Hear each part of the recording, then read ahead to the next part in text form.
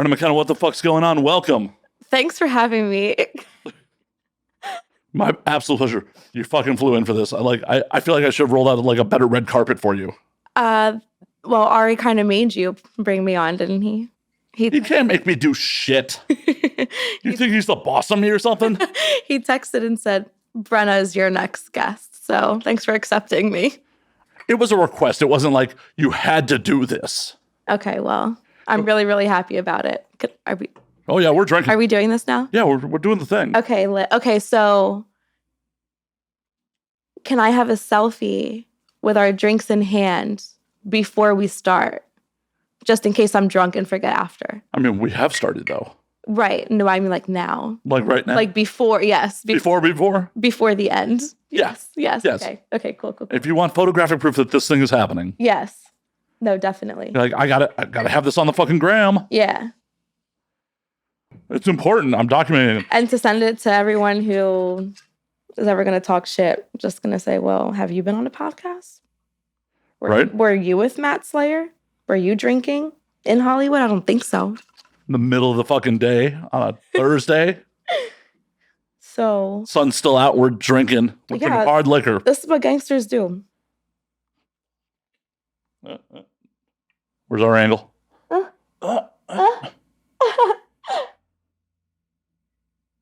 Good enough for me. Hell yeah. If it's good enough for you, it's good enough for me. Give me a solid, though. Move the phone away from the cord. How about that? Well, don't break your phone. Shit. It's already broken. I told you.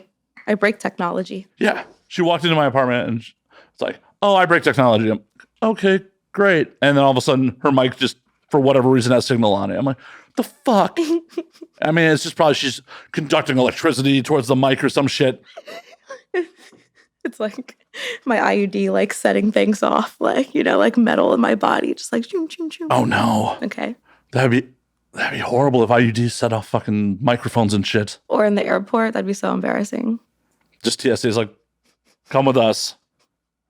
Oh, you have that birth control. That could be really problematic in some states these days. Listen, I'd rather than have an abortion or get pregnant. So there's that. Yeah. Pregnancy, the STD that never goes away. No. Let's not get burned. Right? So yeah. I've never been pregnant or have gone through any of that, by the way. So just proud to say so. Lucky you. Yeah. I mean, I've never knocked anyone up as far as I know. Congratulations. I'm very proud of it.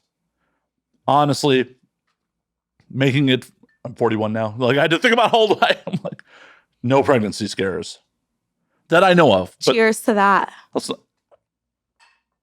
Clink. Yay. Well, that's a strong one. Hey, you poured it yourself. Mm-hmm. That's on you. Like, Matt. Bartender? Matt, my drink's too strong. You fucking poured it yourself. I'm not a bartender. I'm a performer and a dancer. Like, I don't fucking make the drinks. Yeah, no, I just get them for free. Right, you get them for free and get dudes to buy them for you. Duh, including you. Thank you. You're welcome.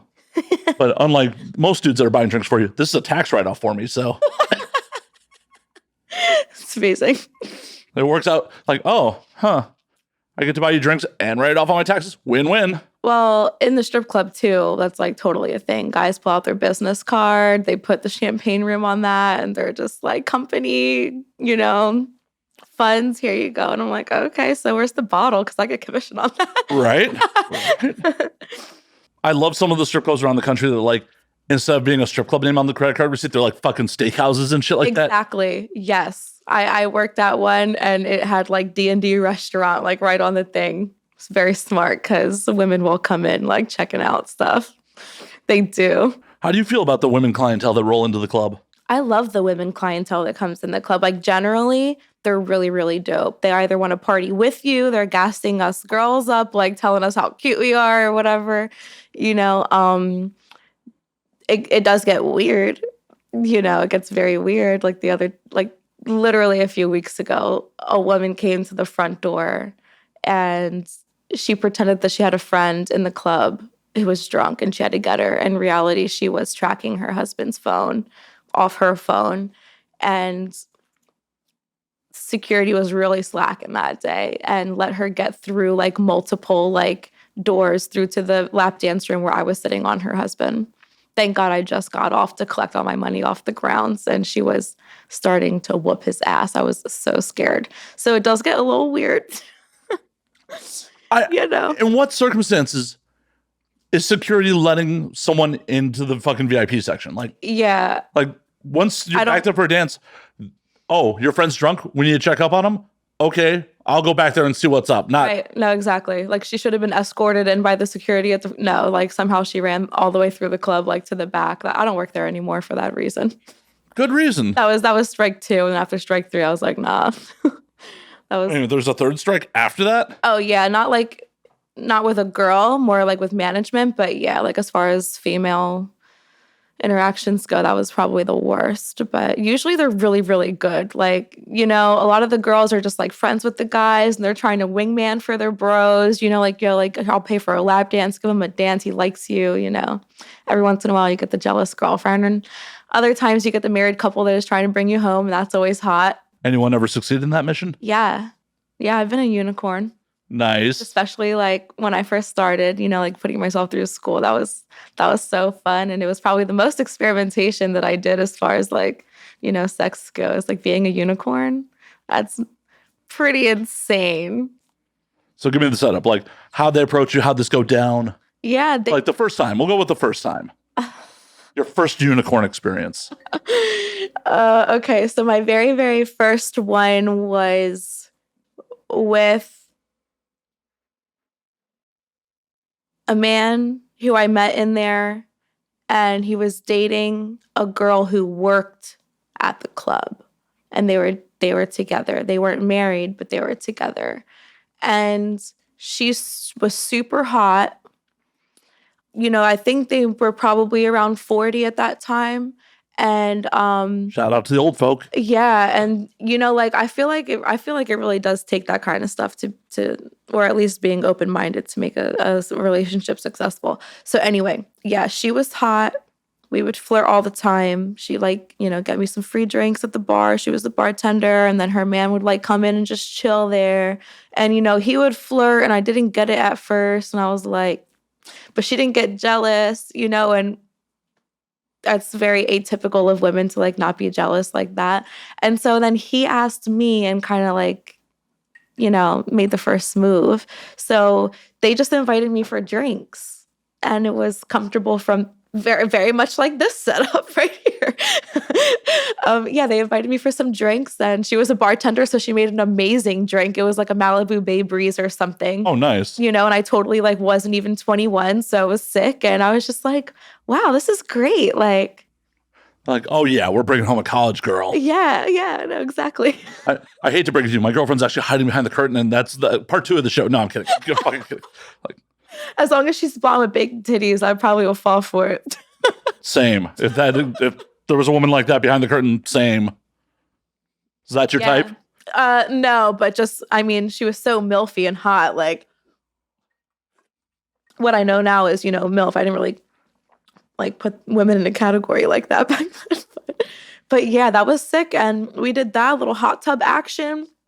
First time I wasn't getting fucked. I was just there, little play toy, kind of, touching myself to it, opening my legs, teasing, maybe playing with her, sucking on her titties a little bit. But I did not touch the man for a minute. And I think that was probably what they had agreed on, looking back, based on my own experiences, that's probably what they were comfortable with. And then it went from there. And that's awesome, because if they had that communication and they stuck to the fucking rules, that's how it should be. Yeah. Anything should be able to go between a couple as long as you guys communicate openly. That's all that fucking matters. Yes, absolutely. And it's all with consenting adults. Yeah. Weirdos don't get that shit in your mind where it's oh, it's okay with both. No. Consenting adults. All between consenting adults. No, yeah, better be upfront than not. It's just the easiest way to get, if you're not, it'll easiest way to get embarrassed or left, or you'll never get play again. Never. Or have your girlfriend show up at the club and try to beat your ass in front.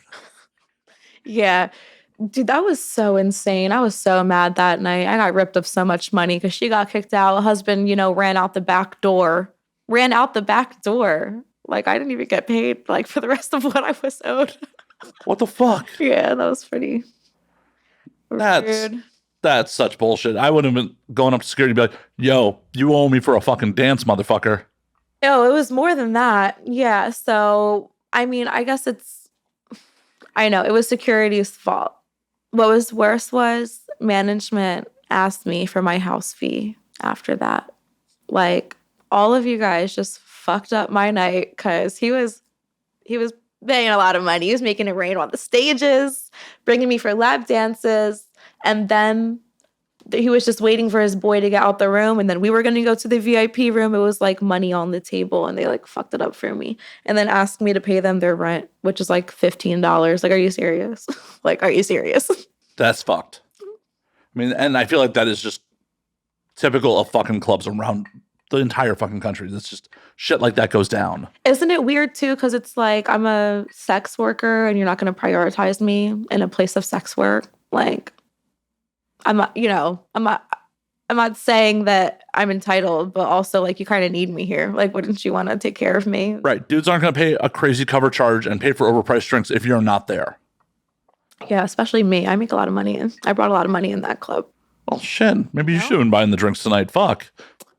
Next time. All right. Next time. Round 2, I'll bring a nice bottle. We're 11 minutes in. She's already committed to it next time. Let's see if I fuck this up. If you'll have me. Time will tell. See by the end of this, if you're like, I'll cut you, motherfucker. Well, I am Puerto Rican. Where's my knife? Hey, you made that stereotypical joke. I did not. Oh, maybe these are some of the things I shouldn't be saying. Too late. They are recorded. It's okay. A good friend of mine who I used to travel with is Puerto Rican, and we were in fucking Amsterdam, and then we're hopping a flight to fucking Germany from Amsterdam, and we get to the train station, and he realizes he has his fucking knife on him. Yeah. It's like, oh, fuck. We end up stashing his knife at a train station in Amsterdam, flew to Germany for 2 days, came back, and his knife was still fucking where And he you stashed. found it? Yeah, where he stashed it. That's insane. So was it like an expensive? Oh, yeah, it was an expensive knife. Like, sentimental knife and I think all his knives are sentimental, but facts. So true. Such a good point. What am I thinking? right? Well, it's part of your heritage, right? Yeah, no, for sure. No, for sure. That's actually crazy. I went to London like in 2013, and I had a stone handle knife that a friend gave me, and I had it just like it would lay like in my Michael Kors wallet, like at the bottom, and I would keep it there because I live in Philly, so kind of would always keep a knife on me. Now it's like pepper spray and like a taser, but yeah, I got through security with it. Once I was through security, I realized like after I was like, how the fuck? And I tossed it into a trash can before like I had to do anything else because I was traveling all through like Europe. That shit was insane. I don't think they really, I don't know, but 2013, did they even care at that time? Oh, they cared. Everything post 9/11. After planes got hijacked with box cutters, they really gave a fuck. Yeah, so that was insane. Like a stone handle knife, like. But the thing about it is, it's because I'm white passing. That's why they didn't. Well, it's white passing. It's also the amount of fucking things that get through TSA is mind-boggling. Yeah, they're not very good at their job. It's all security theater. Like it's really to deter people from doing something crazy because they're like, oh, security's there. I can't do that. I'll get caught. I'll go to fucking jail over it. Right. Like they say the dogs are just bomb dogs. Yeah, you can't have bomb and drug dogs. They have to do one or the other. Really? Mm-hmm.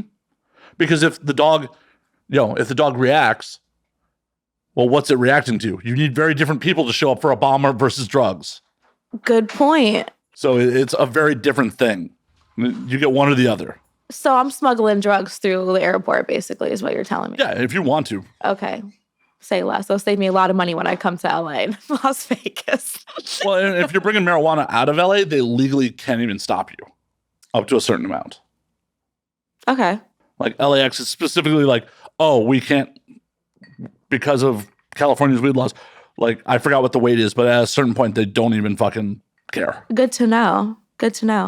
So I was at a club the other day in Vegas, and I was with my homegirl, and, they check bags and stuff. They don't let things in like vapes, like weird stuff that is not harmful at all. But they made her take out her USB vibrator, and they wouldn't let her in the club with it.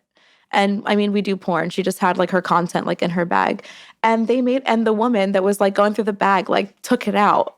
And so she's touching it with her bare hands. And then That's safe. Yeah. And then she's like, "What's that?" And my homegirl, she's like, "Well, that's a vibrator." And the security guard is like she can't believe she's touching it, and she's like disgusted, and she like gives it to the guy. Then she like literally goes and leaves her post to go wash her hands. I mean, I would too. You don't know. Okay, fair enough. She was super like judgy on her face.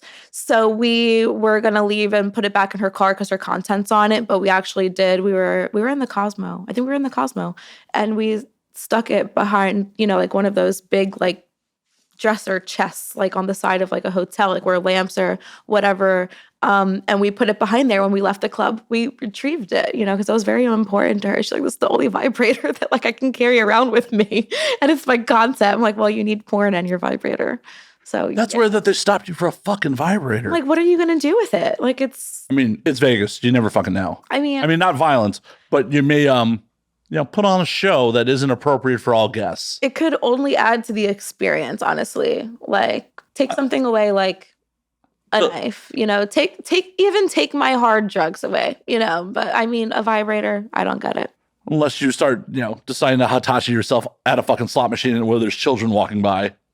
I mean, in a nightclub, that's pretty hot, don't you think? Okay, so if a girl came up to you with a vibrator, like you wouldn't enjoy that experience? No kids in it, of course, in the club. Okay, so it's in the club. It wasn't just the Cosmo. Okay. No. It was like the line. Like we got there and they were like, looking through her stuff before we went into Marquee and they didn't allow her. And I was like, damn. So. Well, you got to remember, like, security is notoriously underpaid. And sometimes they're just on a fucking power trip. Facts. That is true.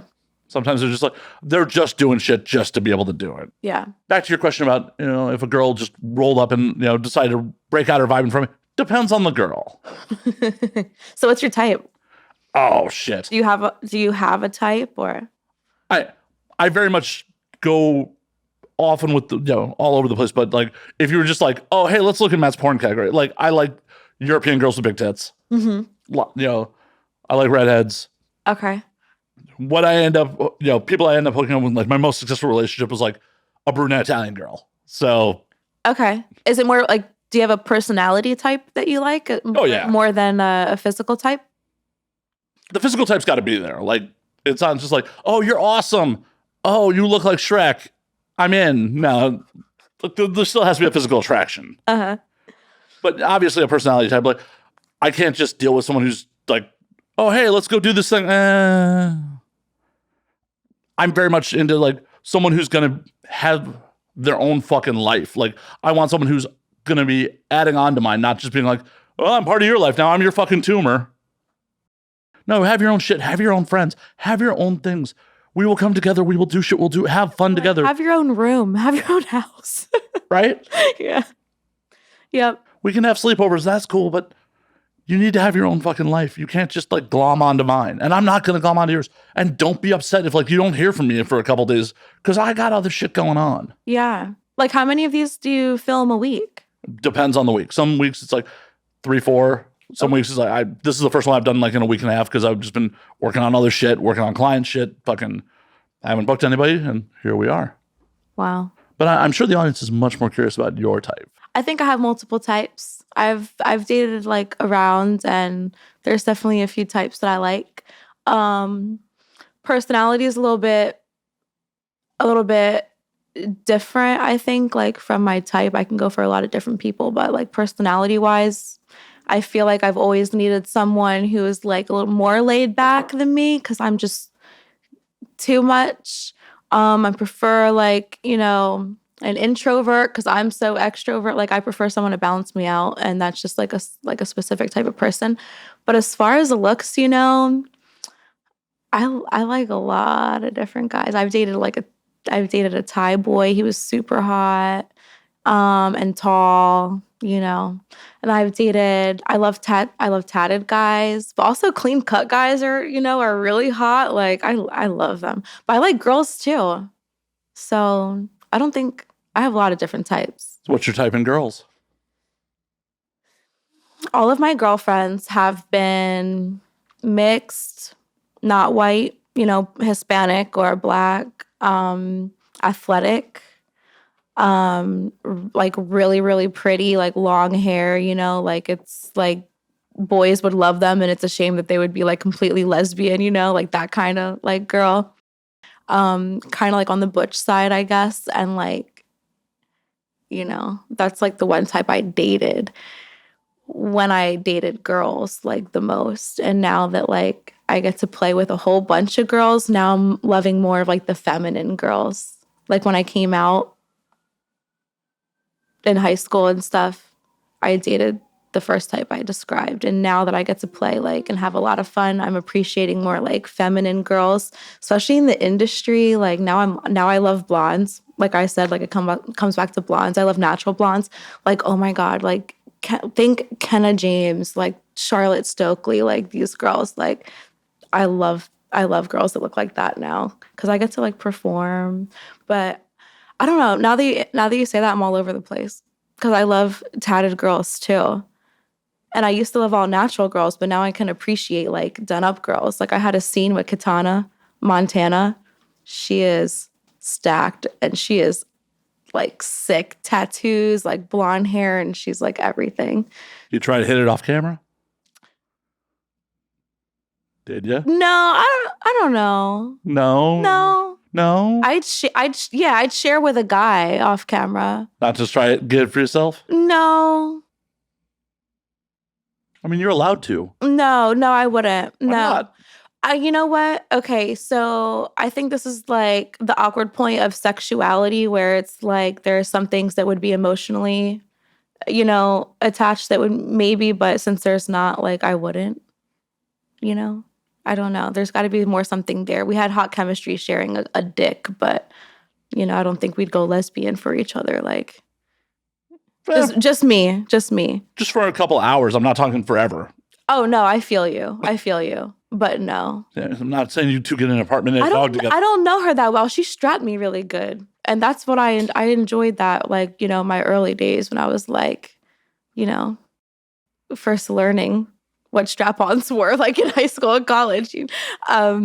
So yeah, I'm more submissive, I think. So I like a more dominant girl. I need to try things out. I need to try more of these girls out. Right? I think I need more experience now that I'm thinking about it. I mean, isn't that the point of life? To always just have more experience? Yeah, a bigger, what is it called? Test sample? Yeah, a larger sample group. Right. That's what I need. I concur. I will back your scientific play here. Yeah. I think you need to go out and sample it all. Yeah. Because honestly, now that I'm like answering and I'm listening to myself ramble, I'm like, I probably could fall for just about anyone or fuck them, no matter what. I just get off sometimes on just getting people to like me and get off. Hey, if that's what gets you off and you know that, there's nothing wrong with that as long as the other party isn't fucking using you. Right. Because I feel like that's You can't use me. I don't have shit to use. What, my body? Yeah, you have holes. I mean... I know, but that's whatever. Holes are holes. I'm just saying. Can't break my soul. That's the important part. As long as you're comfortable with it and consenting, it's all good. But yeah, the last thing you want is just someone to approach you with false pretenses and then I would like to please them, and then turns out that they're a fucking piece of shit who was just like, oh, she's hot, I just want to bang her, like, and aren't up. That's probably me. Like that probably would be me though. Like, but I feel like I'm hot. Like, please bang me and then please leave. Like, yeah, but I feel like you'd be upfront about it. Like, that's fine if you're upfront about it. Yeah, I mean, I don't know. Isn't that what you expect? Like, if me and you were at a bar, I would just expect that you would just want to bang me and leave, right? Even if you said that wasn't, I would just be like, that is. Yeah, but that's bullshit. Like, that should be fucking freely communicated. Like, yo, let's hook up. Like, that's a thing that two consenting adults should have zero problems and shouldn't have to, in 2022, have to do this little bullshit dance of like, oh, yeah, I'll call you later. Like, no, if we were just hooking up for the night, we should just be like, yo, we're hooking up for the night. Have a good life. High five. Good game. Right. Instead, it's like, oh, Why was it left vague? Why did he say he was going to call and he didn't call? Or why did she say she was going to call and not call? Like, just fucking, if you're just like, yo, bang it out tonight. Cool. Or, like, that's how it should be. Yeah. Not any bullshit of like you making assumptions. Because what if you're just assuming that dude just wanted to bang you and he's actually like, oh man, I had a really good time. I'd like to go again. And you just have already written him off because y'all hooked up. That's fucked. Yeah, that is fucked a little bit. I could see that. I kind of feel bad for guys sometimes. Why? Because we're stupid? You get the short end of the stick, I feel like, a lot when it comes to that hookup situation. Like, girls usually do, like, run it. Like, they're in charge of what happens in a sense, right? And then you just are, if you do want to be with the girl, then you have to, like, buy the dinner and, like, you know, kind of, like, court her just to get something, or maybe you think you want it, and then like when you reach that point, you spent the money, for the time, and then you don't, like, you know, you still don't like her, or like she doesn't like you anyway. I feel like guys are like, you're not, but short end of the stick there. But at the end of the day, it's money. You can earn more. The time is what's so fucking important. But also, when you spend that time and it's like, oh shit, you got to take a step back and be like, okay, why was that not a good time? Like, obviously, I wouldn't have, you know, approached if I didn't think she was attractive in the first place. But if I didn't think if she's attractive and it didn't work out, what was the disconnect? Like, okay, she was hot, but why did she suck? Why? In the future, if I see these red flags, I need to not pursue it. So I'm paying into my future, into being like, yo, that is a red flag. That is something I'm not into. I see that red flag. Take the fucking step back. Word. It's not just, you know, oh, I'm going to just keep going out with the same type of chick over and over again. Keep spending this money and like, why does it not work out? But isn't that what people do though? You work in a club. You have to know that a good chunk of humanity is real dumb. It's like literally what I see all the time. That's just why I just start feeling bad. I'm just like, damn, because you can't even change people. You can like point it out. I'm like, dude, you're in here every single day, like talking about this. Like, okay, the epitome, the man who comes in and falls for all the strippers. That's like a prime example right there. It is. And unfortunately, I don't know. I don't understand. I can't get that, like, I can't get that mentality. Like, I just don't understand the mentality because it's one of those things, like, in my 20s, yeah, I definitely went to a strip club as a patron. Like, and I knew, like, none of these girls are into me. They're paying, like, this is a transactional relationship. But I was paying for the fantasy that, like, oh, this girl who's sitting on my lap wanted, like, come to the back room with me. Like, I'm paying for the fantasy at that point. Yes. Like, but I knew consciously, like, I'd get wrapped up in the moment. I'd have fun. So you had both of your parents when you were growing up? I did not. Okay. See, because most people have mommy and daddy issues, and I feel like that's why they're in there, like, searching for something. No, just most people can't look at things objectively. They're just like, oh, you know, there's this whole culture of like, oh, you know, we're dudes, we're expected to go to the strip club, like, yeah, strippers, yeah, like, because it's a sign of, you know, I'm fucking successful. I can spend this money, like, and then it's like, oh, look at that hot chick, she's totally into me. Like, she's not into you, she's into your money. Yeah, she's not. She's not into you, guys. She's not into you. She's not. The one time I've pulled a dancer in my whole fucking life, I was like, something's wrong here. Like, something, like, I'm waiting for the other shoe to fucking drop. Like, something's not right. Look, every once in a while, there's that stripper with a heart of gold, okay? I'm in that category, I think. Pretty sure, you know, but... Oh, you're giving these motherfuckers hope.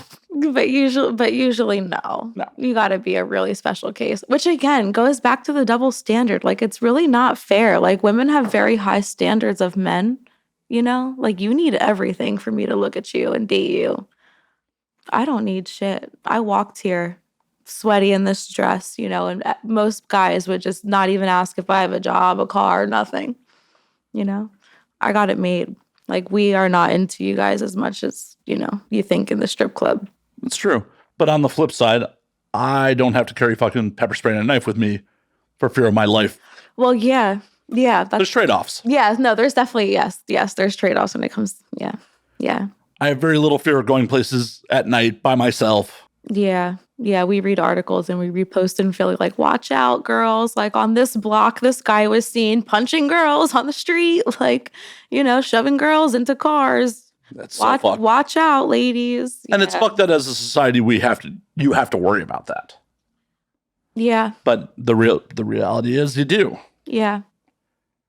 So it's a trade-off. Isn't it like in the animal kingdom, usually some, or at least in some species, the females are bigger and stronger?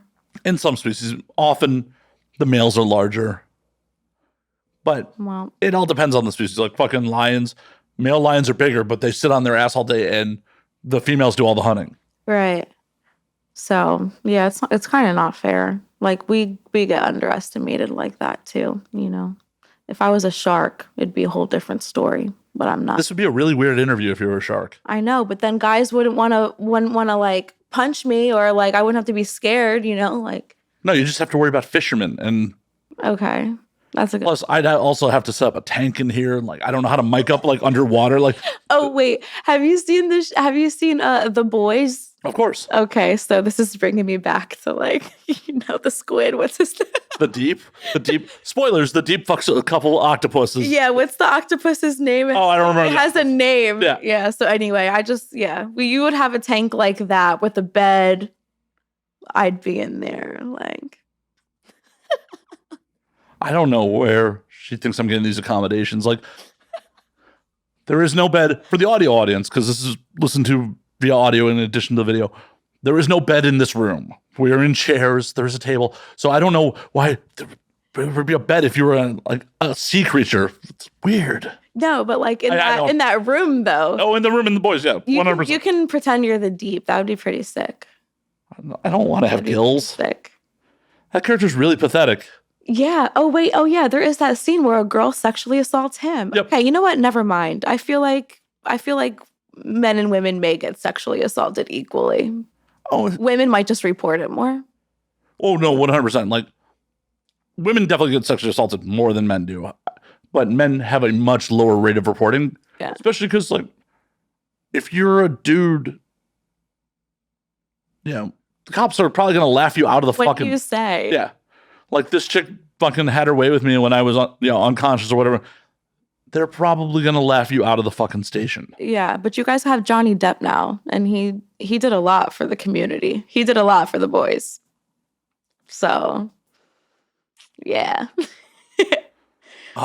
And I know that assault, it doesn't count, like, in prison either. Like, I know that, like, prisons, like, that doesn't get reported, and that's mostly guys.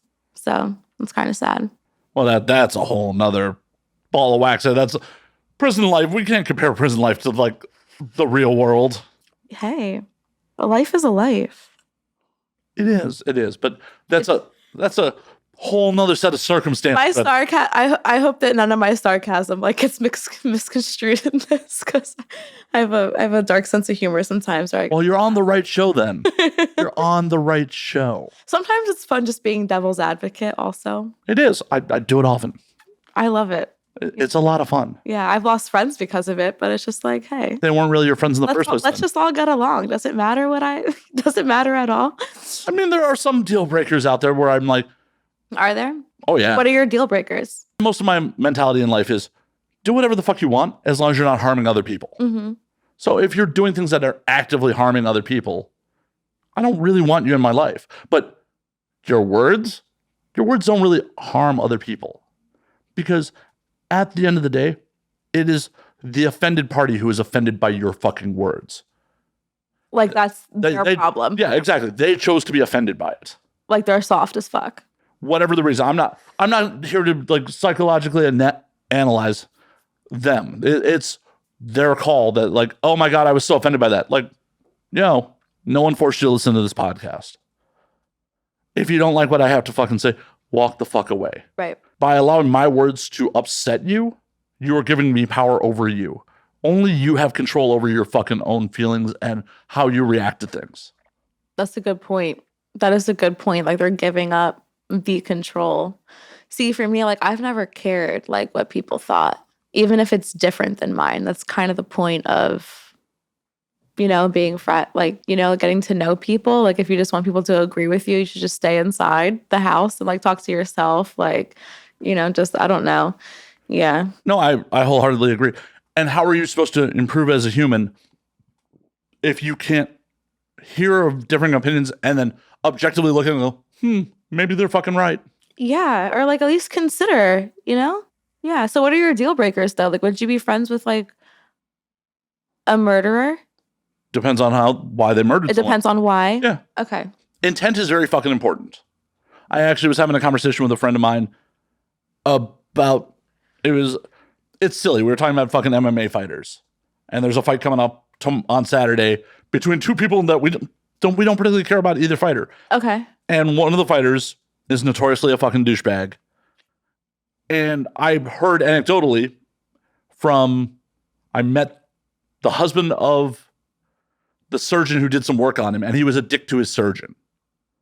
And I'm like, yeah, I don't like that dude. He was a dick to someone who's trying to fucking help him. I don't want to deal with someone who's going to be a dick to their fucking surgeon. Like, right. They're fixing your broken jaw, dude. Like, right. And my buddy's like, what? He did the right thing. He backed up his boy, like, in this one situation. I'm like, did he back up his boy because it would be socially bad for him to not back up his boy? Or did he back up his boy because he's doing the right thing? Intent fucking matters. Yeah. That's why there's a difference between murder and manslaughter. Murder is, I intended to kill that motherfucker. Mm-hmm. Murder one is, I premeditated. Like, I thought about it. I planned. I murdered that motherfucker. Yeah. Manslaughter is, oops, he died. So, okay. You don't have kids, but if you did have a daughter and a man hurt her, okay, like in any, in a way, would you kill that man or beat that man up, or would you let the justice system take care of that for you? Honestly, I don't know. Like, honestly, I'm not going to be like all fucking fake bravado, like, I'll kill that motherfucker. Like, of course, you don't really know. Like, you would have to be in the moment, like, to really see, what the fuck. But, I mean, like, if someone raped your daughter, you would go after that motherfucker or no? I don't know. I mean, I don't know. Because it's one of those things like, in an ideal world, I'd like to let the justice system, because, okay, I kill that guy. Mm-hmm. Cool. Assuming I get away with it, which, most murderers get caught because they have some fucking connection to the victim. So, oh, hey, that guy just raped that guy's daughter. Mm-hmm. Oh, he's dead now. Who are they going to look at first? Right. So I'm ruining my life. I'm now taking myself out of my daughter's life. Exactly.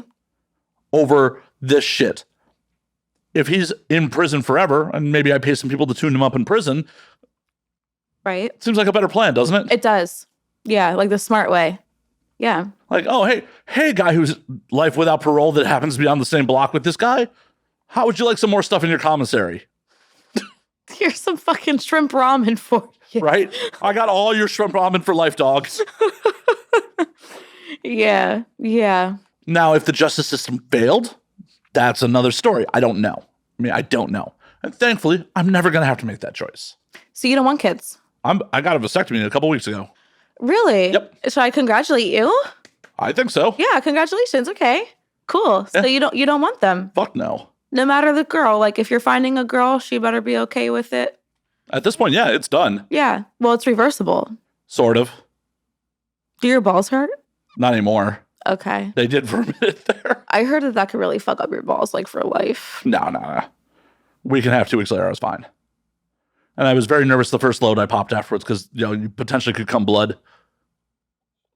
What? Yep. Oh, my God. No blood. Thankfully, no blood. Oh, that's great. Yeah, I was very happy. You can come inside bitches. Well, I mean, not that I wasn't before, but... without any worries, right? Yeah. That's why I half jokingly like, well, I haven't had any abortions that I know about. Right. I've raw dogged some people in my day. But I'm technically still fertile for like another month or two, potentially. Oh, okay. Like after 90 days after the procedure, you have to send in a sample and then they have to be like, you're good. Oh, so you could have like some backed up sperm that could still come out because it was there like before your procedure type thing. This is why I'm just doing anal until I get cleared.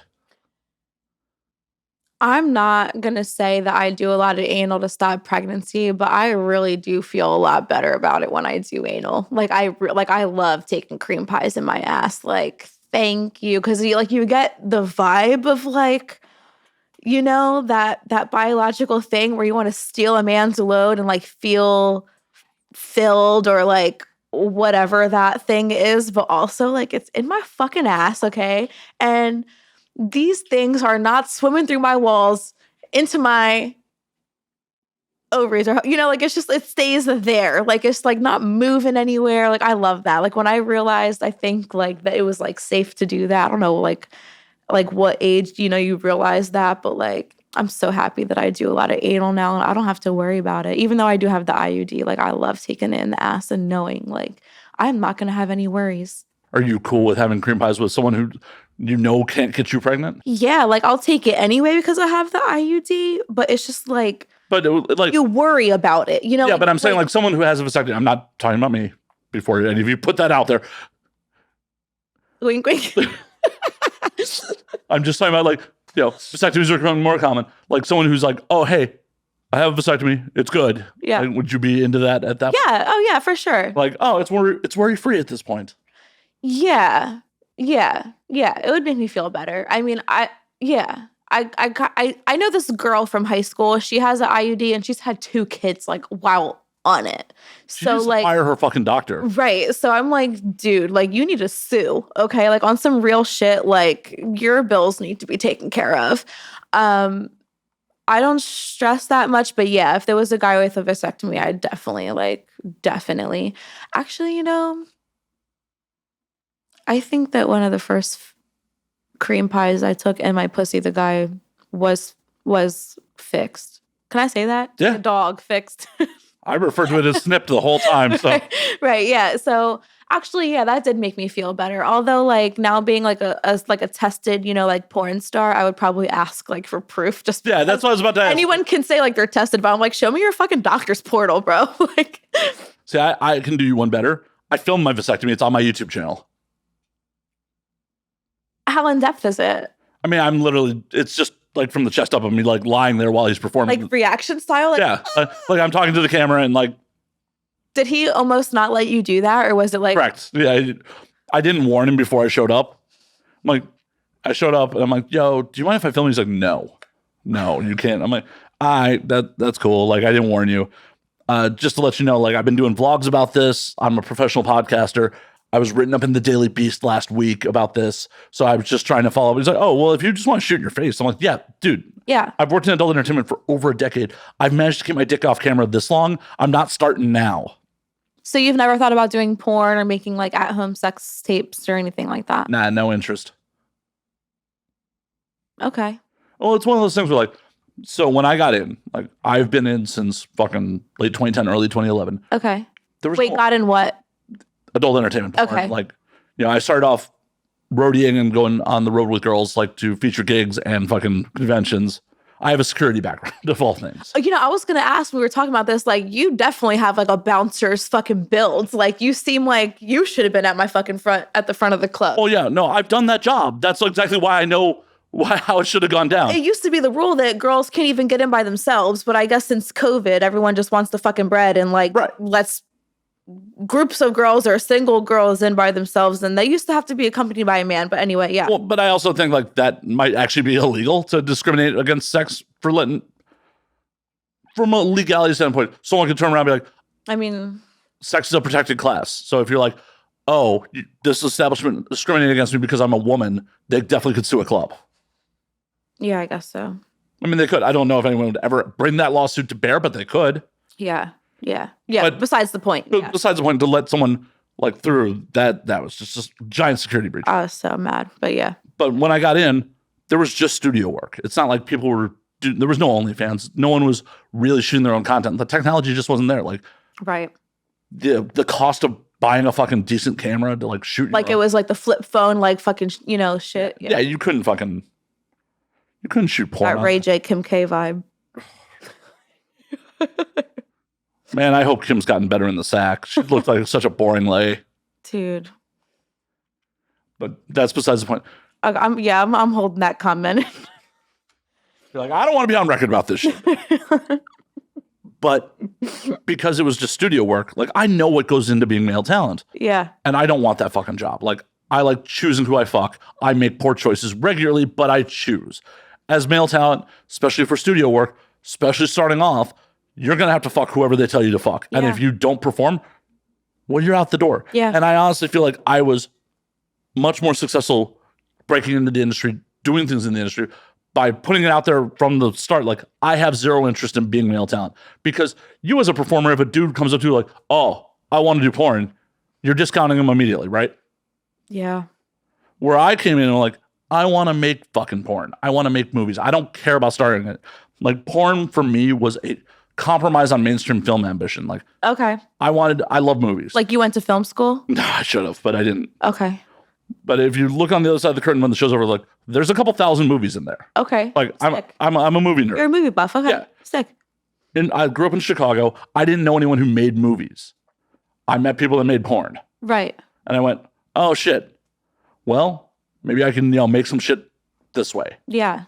Like I've written a couple scenes for a couple production companies. And it was just one of those things where like I had ideas for like doing some sites when I first got in that just never came to fruition. I wanted to fucking make film. I wanted to make porn. Yeah. So I think it gave me a level of legitimacy when meeting new performers, meeting new people. They're like, oh, this dude's not just trying to get laid. Yeah, exactly. That's always the question in our minds. Like even like when new people, like when guys, they want to collab, like trade for OnlyFans or ManyVids or whatever. It worries me if I haven't seen them on set. Like, can you even come? Or am I going to be sitting there fucking you for fun, trying to get you to come for 3 hours? Right. Like I barely want to fluff on set when it takes too long, like, because that's their job to stay hard, just like it's my job to put lube in my ass or stay wet or whatever. Like that always is, it's always a question of legitimacy, for like new people. Even before like the OnlyFans revolution, the part of like content trades have been happening for the last like 5-6 years, just for like ManyVids, for people's various like the clip stores and shit like that. Yeah. The amount of horror stories I've heard from performers like, yeah, dude filmed it and he just never got me my content, or like it wasn't really usable. We were just fucking like, no. And it's one of those things where like, because I spent so long being like, I'm not just here to get laid, I want to fucking make shit. By the time where like clip stores came around and OnlyFans came around and all that shit, it's just like, it's been a decade. I haven't done it yet. Why would I start now? Yeah. And I've had a couple performers be like, oh, it'd be fun to like, I want to bang you, but I just want to do it for my OnlyFans. I'm like, nah, I'm cool then. Well, they'd have to pay you. Like, if they're just going to keep it anyway. Oh, yeah, but they had it in their mind that like for the honor of having sex with them, I'm like, nah, I'm cool. Okay. Well, why do you think I turned around and like, nah, I'm cool? And at the end of the day, I'm not going to go through the headaches of having my dick on fucking film to try to audit your OnlyFans to figure out what my fucking cut is. Yeah. And I'm not like a decade plus in and be like, yeah, I'm going to just, fucking go ahead and bang on film for $500 or whatever, like still standard male town rate is. But you have a sick porn name. Oh, Matt Slayer. I do. Yeah. It's my shitty high school nickname. Slayer? Mm-hmm. Why? Because I was a fucking nerdy metalhead who wore Slayer shirts every. Okay. I was like, literally, like the first professional set I was on, they're like, "What name do we put down?" I'm like, Matt Slayer. Yeah, it was like, yeah, Matt Slayer, because I was feeling remarkably uncreative. Okay, I'm not into that music. I've heard of Slayer, but like, I'd hope so. They were a pretty big band. When? In the 80s? In the 90s? When? Oh my God. Their fucking final world tour like a couple years ago sold out the fucking Forum. I'm impressed, I think. Nah. Do you want me to Google how many seats that is? Do you need to know that badly? No. No. Yeah. No. Kind of, yeah. But yeah, I was watching an interview actually, and it was like on underrated rappers. Like I'm super into like hip hop and rap. And the guy was talking about J. Cole and Kendrick. Like these guys don't really advertise. Like J. Cole's like super, whether you're into rap or not, is like, I'm into fucking old hip hop. Okay. Love old hip hop. Love. Like You know, and in the 36 Chambers, Wu-Tang Clan is fucking chef's kiss on that shit. Like, Yes. I will still listen to Cream whenever it comes on. Of course. Yeah. But like, you know, apparently, you know, J. Cole, like they were talking about how he sold out like arenas, like not just like little venues, like arenas and arenas. And I kind of got like an idea of how many people that is. Like, that's like, you know, millions of people like around the world, like sitting in a fucking chair, you know, to sing some songs to like back to you. It's pretty insane. So the Forum holds 17,000. Where is that? Is that here? Yeah, that's LA. Okay. Like, so for their final world tour, the last show was at the Forum, 17,000 people. It's not a small venue. No. Especially for a genre of music that is not exactly popular music and never really was popular music. What kind of music is that considered to be? Thrash metal. Thrash metal. Like the brand Thrasher? Like, is that like where that comes No. from? Thrasher is a skateboarding brand. It's, I guess it kind of overlaps a little bit. Sorry, I'm coming here to become more cultured also. I'm sorry that you came here for culture. Jesus, that's horrible. Your publicist did you wrong if you were coming here for culture. That's horrible. Welcome to Heavy Metal Knowledge with Matt Slayer. Uh-huh. Slayer is considered one of the big four of thrash metal. Okay. So with Metallica, Megadeth, Anthrax, Slayer. Okay. I've heard of those. And I mean, Metallica is one of the biggest bands in the world still. And with the whole Stranger Things thing, one of their fucking albums from the mid 80s like has gotten back on the charts. A fucking comeback. Yeah. That's insane. From fucking Stranger Things. Yeah. Slayer was a very big band, and like it's crazy. Speaking of Slayer, like in pop culture, is like the Kardashians would wear Slayer shirts and shit like that, like as like streetwear, not even really being Right. Oh, that's like everybody else, like wearing like a Pink Floyd t-shirt and like name a Pink Floyd song. See, I don't want to gatekeep like that. I ask people like what their favorite song is. I don't ask them to name one.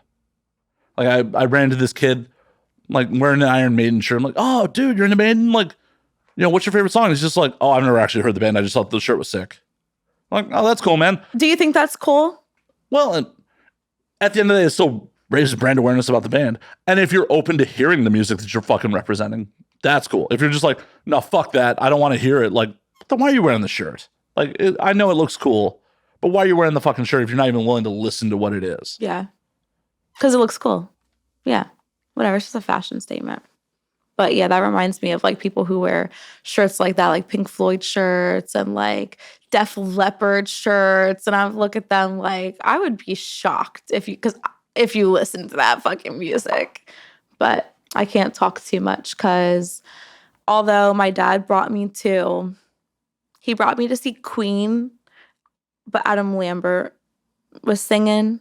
Oh, that doesn't count. And then he brought me, I know, but I wear that shirt. And then he brought me to see John Mayer when he was singing with the other band. You see, and I wear these shirts and I can't even like name it off the top of my head. My dad brought me so I could like drop acid and like, you know, party with him. But I wear you're dropping acid with your dad? Yeah. That's awesome. My parents are fucking sick. My parents are sick. Like I was in the car the other day and I was like talking to my mom, you know, and I just got done a scene and I'm like telling her, and then homegirl who's driving me home is like, yo, your mom seems cool. My parents are sick. They know everything about my life. Or if they don't, I could tell them everything about my life and it would be okay. Yeah. That's awesome. Like, yeah.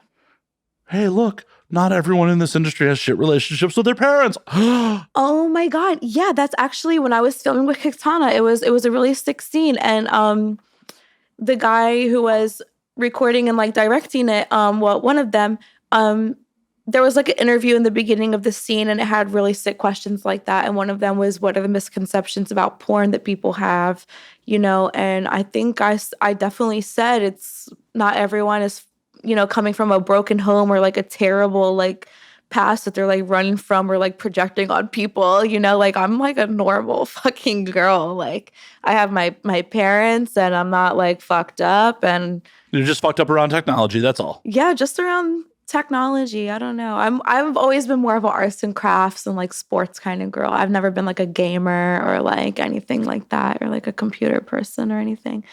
But yeah, my parents they're so sick. So the crazy thing about that show in particular, I have to think of the other band that I saw with John Mayer. The people who hear me talk, they probably know. But my dad was telling me a story about, when he would go see these bands back in, it was Queen and almost had it. So he was like see these bands and do like nitrous balloons and stuff. And he was like telling me the story. So we're walking into Wells Fargo, right? And then we see the show, and on the way out, there's a guy with like a stand of like balloons, and they're purple, and it's like the ones you inhale, right? And my dad, and we were like just talking about this. Like my dad was just telling me about how they used to like get high, and go into the shows, and like you could buy the balloons all over the parking lot. So I did my first balloon with my dad, and he like, I just did it, and I was like leaning against the car. He was like, no, keep going. And after I was like, yo, that's sick. Like, but my dad, like, he watches me, like he's completely sober. And like, he just, besides like a couple beers, like he didn't do it with me or anything like that. Yeah. I dropped acid that show. I brought one of my girlfriends. I was dating my girl, like, in college, like we went all together. It was sick. And did your dad provide the acid, or did he just know? Oh no, we took it. No, me and the girl, I was in college. So like, I mean, that would have been pretty dope if dad's like, oh yeah, here, just take one tab, relax. Oh, for sure. I mean, but like, I felt comfortable taking it, because of like how my parents kind of raised me to, just be smart, ask them questions like they told us about things. But yeah, that was pretty cool. I've had a lot of cool experiences with my parents like that. Yeah, they're wild. They were wild, What? Why they stopped being wild? Because they had us. Like my dad always said that when he had my sister, my sister is older than me, kind of saved him a little bit because he was in the life. He was he was in the life. He was going hard. Yeah. Did Dad do any time, or? I think like minor time. Yeah, minor time. For like, I don't know. I really like don't a possession charge, or? Yeah, like things like that probably are like legal now. I mean, that's so fucked. It's just like, oh, this is on my fucking record forever because it happened in the 90s or some shit. Yeah, he had like a really great lawyer, so I actually think that his record might be clean, except for maybe like a suspended license. I feel like he said he didn't have a driver's license for a few years, but I don't think he like had anything like devastating like that on his record. But his lawyer was my theology teacher in 11th grade or 10th grade or 11th grade. He like literally, I was in class and, he calls out my real name, like in class calling roll. And then like he says my last name, which is not common. And he's like, is this your dad? After class. And I was like, yeah. I was like, yeah. And my dad said that this guy's nickname was the Weasel because this guy would get anyone like off of charges. That's wild. Someone who's like teaching the word of the Lord is like, yeah, I do criminal defense. Well, this dude was so sick. Okay, so I went to Catholic school for high school. I was assuming with the theology class. Right. I mean, I was in church for most of my life. I went to public school like for 1st through 8th. But like when it came to high school, I just so happened to get a scholarship to play softball. So I went to the Catholic school, which is like not new to me because I went to CCD, Sunday school. My mom's Hispanic. So like I was sent to church even when she didn't go. And, like she was watching my brother and I was still fucking like sent with the old guy across the street, like go to church. So yeah, this guy who was so sick, he would assign papers, but he would let us argue any side that we wanted as long as we could explain it, back it up. And it wasn't like emotionally charged, like as long as it like made sense. He would listen and he wouldn't grade you like depending on your stance, And in that school, there was this other teacher who was like the health and theology teacher, and she used to be a nun. I had her for like 9th and 10th, I think. And yeah, I can't say the same about her. She fucking kicked me out once for like having an opinion when I was younger, which is like so retarded because it's like I'm 14. My opinion's probably gonna change. Like hopefully your fucking opinion's gonna change. Like hopefully I would grow and like become like a little bit, more like even keeled, and like you're like kicking me out of class. Like I haven't even like developed, just hit puberty and your brain is still cooking. Yeah, like, like I just feel like I just became a human when I turned 27. So like looking back on that is kind of silly, but oops. Yesterday. Yes. Happy birthday. Yeah, but like silly stuff like that. Yeah, that teacher was sick. So he was my dad's lawyer, and that's pretty hilarious. That is the someone like you don't think of someone as a criminal defense lawyer like, yeah, I'm gonna teach the word of the Lord. Yeah, I think he was more of like a moderator of conversation, which I love. That was one of the most freeing classes. Everything else was kind of constricting, Like when I started dating girls, like I came out to my parents when I was like 13. Then I got into high school when I was 14 and it happened to be a Catholic high school. And then I started dating, my first girlfriend. She was a junior. I was a freshman.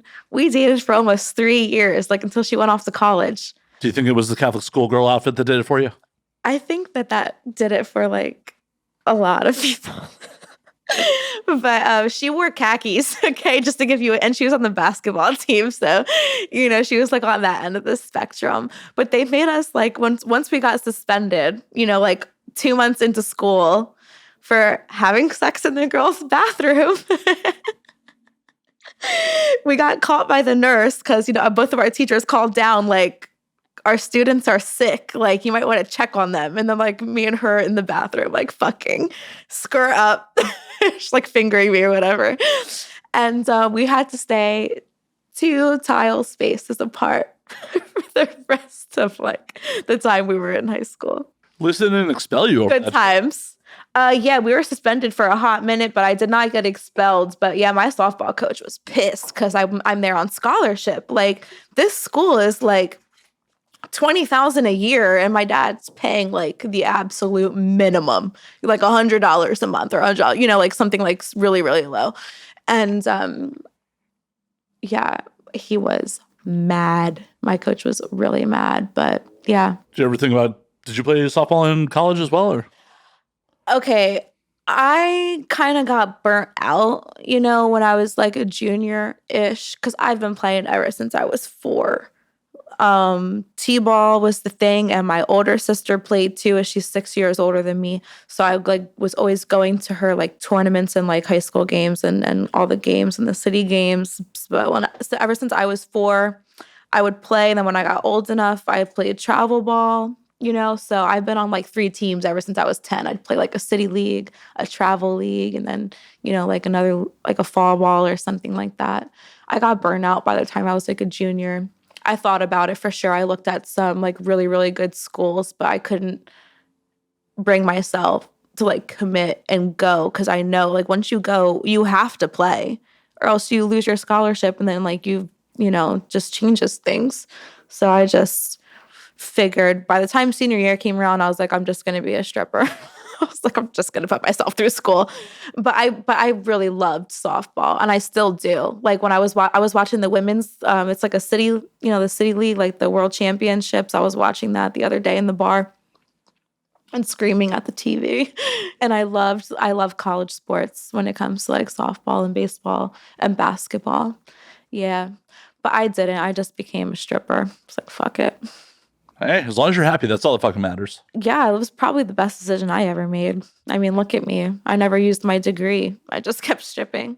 Hey, most people don't use their fucking degrees. True. But most people try to get like a normal job. Yeah, and how many people are unhappy in that normal job? Yeah, so many. Like, it kills me when people are like, I could never be a stripper, or I could never do porn, like, and sell my body. I'm like, bitch, you're selling your fucking soul. You hate your job. If you hate your job, you're fucking selling your time. And I would rather get paid $1,000 an hour to sell my time than 10. I wholeheartedly agree. It's just the risk versus reward of doing porn. It's like, yeah, you can potentially make a bunch of fucking money. You also may not. Yeah. Yeah, true. I mean, same as stripping. Like you might bank on everything. You might get lucky and make $1,000 your first day. But, you might never again. But the flip side on those two is stripping's on much more of a local level. Like if you decide tomorrow, like I'm done stripping, the likelihood of you going into a normal job and someone realizing that you used to work at a club, pretty low. You being on the internet doing porn, there's a much higher likelihood of someone being like, yo, I know you. Yeah. And that it's not a protected class. Someone could 100% fire you from some fucking civilian job down the road because you did porn. Really? Mm-hmm. Is that, do they have to have like a morality clause? Isn't that No, it depends on the state. If it's an at-will employment state, no, they can just fucking can't. Oh, I think Pennsylvania is like that, actually. Yeah, most states are. Great. Good thing that my parents have houses that I could move into their basement if I need to. Oh shit, you got basement living? Yo, marry me? Yeah, that's what the burbs in Jersey will do. Like my parents, they have the same houses they grew up in. They live in the same houses, so they own them. Just slide right in if I need to. Right? You got like I got a safety blanket. Fuck this like shit. True millennial style shit right there. Right? But I often have over the years have had civilian female friends be like, yo, I think I want to do porn. And like, breaks. You need to think about this before you jump in. No, for sure. Because once you go there, like you have to have a backup plan, you know, or a rich husband or something to take care of you. 100%. And that's one of those things like I've had a couple of performers like get upset with me, but like, yo, what's your post-performing plan? And they're just like, what the fuck do you mean? I'm like, yo. What you mean? What you mean? Fuck. Unless you're moving behind the camera or starting your own production company, you got a limited time to be in front of the camera. For sure. There's one Lisa Ann. There's like one Nina Hartley. How many of their peers started around the same time who have been gone for decades? That's a great point. If your ego is so out of whack that you think you're going to be the next fucking performer who's in for a very long fucking time, right? Check yourself. Right. Like not everyone can be Angela White, you know, like as much as we want to be. So yeah, I think that's important, but that's the difference between, I think, like having a business mindset or maybe like maturity generally and just like. Well, and that's part of the problem is there is no sex worker 101. There is no porno 101. You know, you are thrown into the wolves. And if you happen to like land near people that are like willing to look out for you, you may do okay. But if you land around the wrong people, hook up with the wrong people. Yeah. You can get steered real wrong in this business real fast. Isn't that a shame though? I feel like that's what agents really should be. And they're not. But that's well, a lot of them. I don't know a lot of agents, but I mean, I hear stories and I feel like that's what agents should be, especially because the internet is so vast. Like people are hitting us up. Like when you start porn or you start an OnlyFans, you have an influx of people and you don't know who's who. You don't know to call TTS and see who's banned or who's this and who's that. Like, but people are not doing their job in the industry who should be and that's doing that. Part of the problem is because of the revolving door nature of this fucking industry, agents are incentivized to sell you as fast as they can, make their money. Mm-hmm. And if you're gone, you're gone. Yeah. If you stick around, awesome. It makes more money for them. Yeah. But they're not particularly incentivized to keep you around because at the point where you've gotten shot out by most of the major studios and you're not getting booked as often, what's your value to your agent? Mm-hmm. Which is fucked because on paper, your agent is your employee, not the other way around. Right. Right. It's really screwed. Yeah. I want to go on a tangent, but I don't think I can do that either. But I have the experience on that for sure. It's a shame. As a woman, I feel like it would be a super dope business concept to have those online training classes for girls that are getting in the industry. I don't know how you would reach those women, but I know I've heard of some performers that are doing some of those seminars. But the thing about it is, how do you trust that? How do you know that's not a scam? Right. Like what's their ulterior motive? What's their intention behind it? Are they going to funnel you to someone? Are you indebted to them now? Like whatever it is, it's a shame. Right. Like I don't know any specifics. I'm not like being like that one over there, that's a scam. That one's legit. Like I don't know. Yeah. But if someone like just at face value, if someone is starting one of those, how do you know who to trust? For sure. Yeah. Even like with the union, there's something, I forget what it's called in the industry, APAG or something like that. So but I heard APAG, there's a union and then there's APAC, which is performer advocacy group. Right. So I guess that would probably be the closest thing, but who knows the faces behind these companies and Well, at least with APAC, like I know three of the board members of APAC. okay. Like they're all veteran performers. Okay. See, so that is probably like the closest thing that we have, I would assume, because that's what I hear. Well, so there is an actual union too. I don't know who's involved with the union at this point. And the problem with the union is because it's a revolving door and people aren't forced to be in a union. It's not like being in SAG-AFTRA. It's not like a production company. So for the audience who doesn't live in Hollywood, myself included. Mm-hmm. Yeah. The way SAG-AFTRA works is if you're a SAG-AFTRA member, you cannot perform on a non-union set. Mm-hmm. If a production company wants to hire SAG members, they have to sign paperwork that says we will adhere to all the SAG rules, including hiring union fucking performers. Interesting. But because there's not enough representation from the performers to force people to adhere to whatever union rules, it's not very well enforced because it's such a revolving door. Like, how long are you in now? A year and a half. Okay, you're a year and a half in. You've probably seen varying degrees of how sets work. Like some of them are like barely two people with a yeah. And then some of them are like, holy fuck, is this a Hollywood set? Mm-hmm. Like it wildly is different. Like it's difficult for the productions because if you're a SAG production from a mainstream Hollywood production, it's costly. Like the minimums for extras, the minimums for any sort of actor, like is expensive. So it's like any other union then, where they have their pay, they have their guidelines, they have like everything, and they run shit or you don't. Pretty much. Yeah. But because there's nothing forcing any of the adult productions to adhere to those rules. Because at the end of the day, if like, oh, I'm a union member, you're going to have to abide by the union rules. They'll be like, and we're going to book someone else. Right. Yeah. Like the hassle. Dude, that just triggered the hell out of me. Sorry? These sets that have like one person, like that I had an I'm right here. Thanks.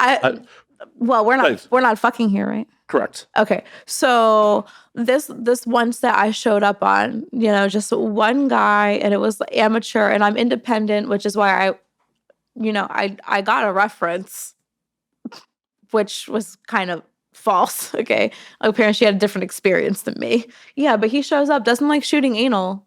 We're shooting anal. And like, things just got awkward, like when it wasn't like going great, and it's like, I'm showing up. So anyway, yeah, these sets like where there's just one guy, there really should be more resources for like independent girls or new girls, whether they're independent or they're sent by an agent to a set with just one person. There should be resources on how to navigate that kind of stuff. Well, what to make sure of, like when you're showing up, like red flags, like a little bit of training or something like that. Well, and that's one of the things, like if you are with an agency, your agency is supposed to look out for shit like that. Like one of the things... Supposed to. True. One of the things that a lot of performers don't know, by California agency law, you fall under your agent's workers' comp claim insurance if you're injured on set on an underinsured set. By California law. The amount of performers who have no clue about that, a lot. Yeah, like I didn't even know that. So am I supposed to show up on set and say, are you guys insured? Or ask my agent if he doesn't volunteer that information? Like, are you insured? Are they insured? Technically, if you are filming in Los Angeles County, by the letter of the law, you have to have a commercial permit from Film LA. You have to have proof of insurance. Porn still works very quasi-legally. Uh-huh. So you never really know. There's a reason that sometimes people get hit with fucking OSHA violations and shit like that because you don't know. Yeah. But at the end of the day, if you were injured on that one man's set, I'm sure he's not insured. Yeah. Like, especially if it's like, oh, we're showing up at a hotel together to shoot the scene. I'm sure he's underinsured. If you were injured for whatever reason, a light fell on you or some shit. You're teaching me right now, so you're welcome. Much appreciated. Yeah. Because I'm completely independent, so. Well, and welcome to signing up for my course. See, you should have bought me a bottle. Like, now it's going to cost you money. Okay. See, I thought when I should have, I was getting paid, but that just must be the hooker in me. Just kidding. You did. I bought Kettle One. I bought good vodka. Is Kettle One good vodka? Last I checked. Is it not? I don't know. Usually when I go to a bar, I get offered Tito's. Tito's is mid-shelf. It's good. It's really good for the price point, but it's mid-shelf vodka. I'm a woman, so I don't worry about these things. You should. You should worry about the kind of alcohol you are consuming. It's one of the joys in life. I'm more of a weed smoker.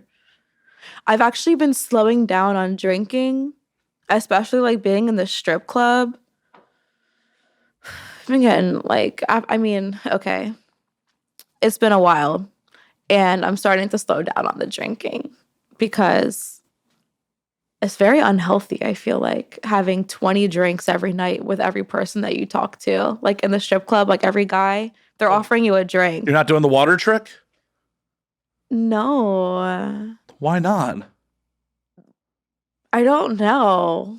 The water trick? Yeah, like, oh yeah, tell the bartender like, oh, I'll take a shot of vodka. It's just water. Oh, I mean, I guess. Sometimes I do, but I don't know.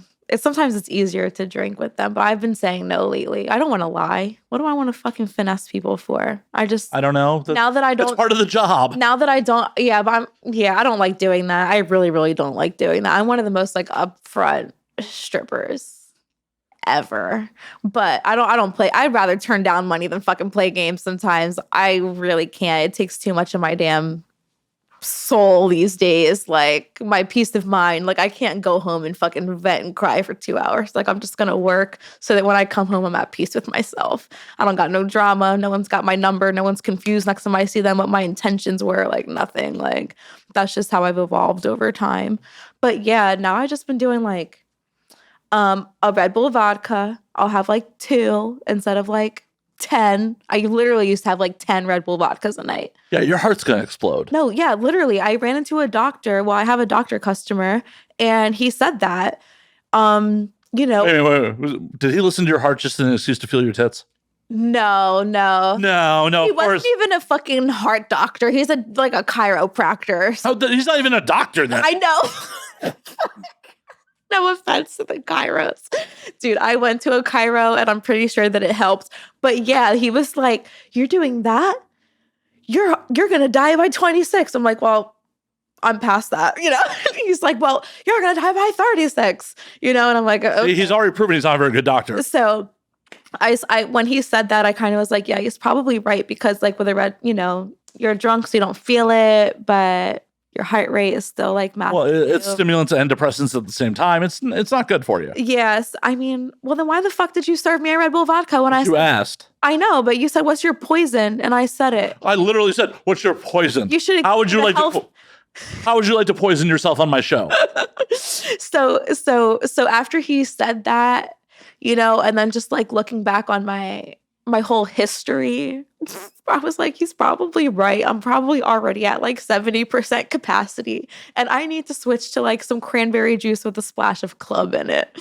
So that's what I did. And I just lie to people and say, because it looks like a fucking vodka. Wait a minute. I don't want to deceive people. And then you're like, oh, I'll deceive them a little. No, I'll order it, but if I'm walking around and people don't know and they say, do you want a drink? Oh, I have one. Not a lie. Okay. I have a drink. I'm drinking, but I kind of like lies of omission. Got it.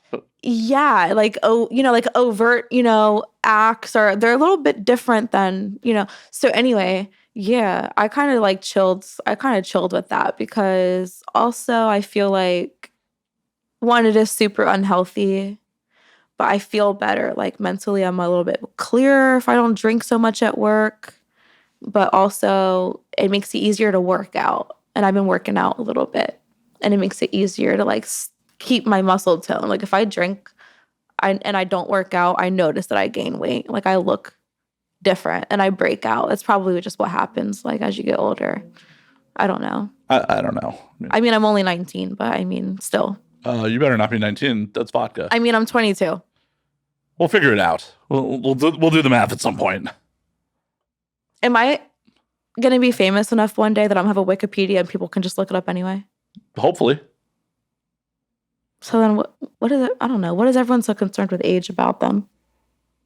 I thought we weren't supposed to have this conversation. We're not. I'm sorry. It's okay. I mean, I'll have it. Sorry, Ari. I don't work for your publicist. As much as you tried to imply that I did earlier, that I'm his slave and I will just have whoever he tells me to have on. You are an independent woman. Yeah. I am. Yeah. I mean, if that's how you identify. I don't, but I'll do it for the bit. You'd probably get a lot more support in some way if you just went that way. No, obviously, if I'm going to go away, I'd go as a bear. Like, the gay community would love me. Tell me what that means again, because I'm pretty sure I like get a big hairy dude. Yeah, like a fucking dom. I don't know if it's sexual dominance or not, but I believe it's just a big hairy dude. I don't know. Is bear a gender, a sexuality, or like I don't know. An archetype? I believe it's an archetype. I'm a cis heterosexual male. I don't know. Like, I didn't dissect it that hard. I was just like, yeah, I'm a big hairy dude. Yeah, bear. Yeah. Yeah. So in Philly, there's a gayborhood just like here, I guess, like in San Fran or whatever. Like there's gayborhoods everywhere, I guess. But Philly, I'm like most familiar with. And I remember the first time my dad and me went into the city. I was like 18. He's like, bringing me to school. We're like walking around just so I get to know everything because I'm catching the SEPTA bus like around the city. So he like brings me around. So the first time we saw a sex shop, and it had like that leather in the window. It kind of looked like Amsterdam, like the sex stores like that, and you could see it. And there's like the hairy mannequins, like the big ones, and like people like that. Also in Philly, there was the first like gym, like it's a gym now, but I think in the past it was like the first like leather club, like for like, like big guys that just like weren't trans, like they weren't like femme, they were just like dudes that look like you, but like leather or like in the gym. Full on leather daddying it? Yeah, which is totally fucking sick, okay? Like I fucking love that. Like if I saw you in some leather, you might get approached by me. Like I might really ask you, like, can you teach me something? But wait a minute, I thought I was already educating you. Like now you're like, now you have to wear a costume to teach me, Matt. What the fuck? I'm a woman. I'm always unsatisfied, okay? But then That sounds like a you problem. It is a me problem. I've already rolled over and gone to sleep at this point. And I'm sitting there like looking over like, is he snoring? Is that motherfucker snoring? What the the fuck? And then I remember we saw the first fucking like bathhouse, like a sauna, like a gay dude sauna, like it had no signs, a red door, a brick building, like totally like gayborhood, like old city Philly. I open it and I can see inside and it's, like guys in there and I'm like, I don't think I'm supposed to be in there. And I close it, and my dad he showed me like all around that neighborhood. And he also took me to Woody's, which is like the most poppin' gay bar in the city for my 21st birthday. And then he educated me around just that's wild that he took you to a gay bar. He's like, yeah, my little girl's not getting railed on her 21st. Dude, he was okay. So like the dykes, the lesbians, like they're coming up and they're talking to me, but they're like looking at my dad, because who would expect a father-daughter right. duo to be in father-daughter gay bar trip. They're probably thinking he's like my sugar daddy or something, or maybe he's fucking gay and I'm like freaking him out. You're like you're hagging for him, like yeah, like whatever. What does that mean? Wait, hold up, hagging? Well, like wingmanning? The derogatory. I don't know if it's derogatory. If fag hag is a derogatory term, I believe it is. We're not politically correct today. I'm just letting you know right now, like we're not doing that today. I hate that shit. No, so like the term fag hag, like chicks that are always hanging around with gay dudes. Oh, okay. Yeah. Okay. Like I don't know if I just invented hagging in an attempt to not say fag hag. We'll say hagging. We'll say hagging so you don't say the F word again. But yeah. Yeah. Yeah. So like they're coming up and my dad's like buying everyone shots. It's like flirting with me, and like some gay dudes are flirting with him. He's like, no, I'm here for my daughter, but yeah, like that whole culture thing, like my dad made sure I was like very equipped for that as well, because even though I was only an hour away from Philly, A big culture shock. I was only 18. He just thought I was such a big girl, like doing all that stuff. And he like really like taught me everything. But yeah, so I just discovered what the term beard is, which is like fucking hilarious to me. So it's kind of like the word hagging, right? Like a beard, like a girl that is like falling for gay guys, or is like a girlfriend of like a gay dude, but not really. I mean, she's just to make it look like that he is heteronormative. Right. Like in Schitt's Creek when Alexis is like, I've been a beard. Okay, for many guys.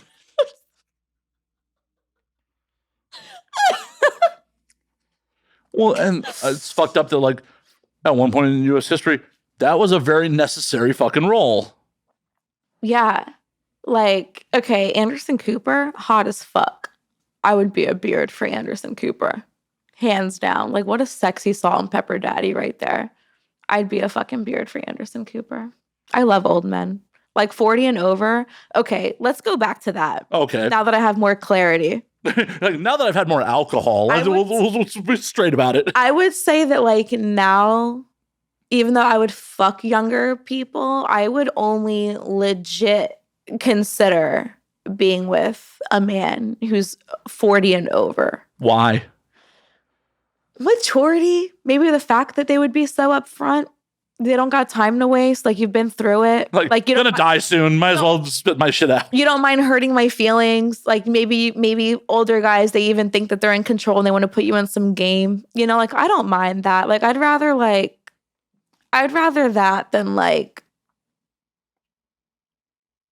be with a young, like emotionally try to be with a younger guy and like try to teach that or, get my way out of him or like turn him into someone I want him to be. I would rather just meet a guy who's like himself, grown, I mean, what is the age for guys? Like 20, is it also like 27 where we're like considered adults? Is it the same for men as it is for women? I mean, our brain stops cooking at 25. So. Right. So like I would prefer at least like at 40, I feel like guys know what they want. For the most part. They're a player, but you would know that, but usually it's like more cut and dry. And then you guys are hot, it's something really sexy about it. And if you had a kid, it like being a real daddy might make you hotter, even though you'd be a single dad. So that would make me like a stepmom, but still like it's pretty hot. Like older guys generally are like hotter to me now. Back then, even though I was a unicorn, I dated like more my age. Whatever makes you happy. If, at the time dating your age made you happy, if now dating older makes you happy, there's nothing wrong with it. It's human existence so fucking wild on that front because it's just like, though there is, an age gap between someone my age and your age at this point we're peers. But, 10 years ago on both our fronts, I was a fucking adult and you were not. Yeah, for sure. For sure. I mean, maybe now that you say that, it is something like feeling like a little bit younger, like a princess or something like that is like attractive or like I'm getting taken care of. Even though I swear I'm pretty sure I don't have daddy issues. But like that's still hot. Maybe it's biological, right? I don't know. Validate me. No. No. I'm not here to just validate your crackpot theories. I don't know. I'm not a professional. I mean, aren't you? Some things, not that. So have you ever been a dom or like a bear, but like to a woman, or like has anyone ever like approached you that way and like you've role played that? I've been with some submissive partners for sure. I've talked about it on here multiple times. Okay. My sexual tastes are fairly vanilla. I mean, I can get... Okay. I apparently explored this on a recent episode. It's like, compared to normal civilians, I guess I'm a little kinky. Compared to people that are around me, I'm pretty vanilla. Oh, okay. I love that fucking word civilian, by the way. Like, now that I'm in porn and I can say it, I'm not even gonna front. I feel fucking top tier saying that shit. Like, when I talk to my friends... And like, it's like commonly used like in porn. So like I say it now, like around my friends. And I feel like I'm better than the fucking army. I'm like, these fucking, like, you don't get it. Like, you civilian bitches don't get it. Or like when guys like message me and they're like, can we fuck? I'm like, I don't fuck civilian boys. Okay. Like, I'm tested pussy. Like, don't even fucking come near me. I love that term so much. It's one of those things where like there are so many misconceptions about being in the industry, what goes on in the industry. Mm-hmm. So yeah, there is its own fucking culture. Like it's just like a whole way of thinking. It's a whole different way of thinking for sure. Oh, it definitely is. Like, before I was involved in the industry, like I will admit, like I definitely had like some misogynistic tendencies. I had like, you know, I definitely was not like, oh my God, pro fucking sex worker. All of us, it's just like, oh yeah, this is a stripper. Like, like, oh really? Yeah, I was a typical dude working in fucking security, so I was a product of my fucking environment. Okay, for sure. But as an adult, I was exposed to other people and went, oh yeah, I was fucking wrong. And because I'm a goddamn adult, I can admit I was wrong in the past, and I of course fucking corrected. Yeah. It's not like I woke up one day, So what I would love to know, like maybe like what one of these changes were, like a switch in your mind that maybe you remember happening. Well, it's just like on the monogamy front, we'll go there. Like the monogamy front or like being involved with a performer. Like the idea in my 20s of like my girl like fucking other people, even if it was on camera. Like, no, I can't. No, fuck that. No. It's my girl. Like, she can't fuck other dudes. No. Mm-hmm. And fucking all my time in the industry. And it wasn't like an overnight thing. I was dating a performer for a little while. And like, while I was still living in Chicago back in 2011, she was like a part-time performer, but it's still like, it took a little like getting used to like, oh yeah, it's fine. Like, she's still coming home to me. And then as I worked on more sets, it's like, this isn't even fun for some of these people. Like, this is work. Yeah. At the end of the day, what's the big difference? Like, am I getting upset if my girl go gets a massage? Like, probably more enjoyment out of that than being on set sometimes, to be honest. Yeah.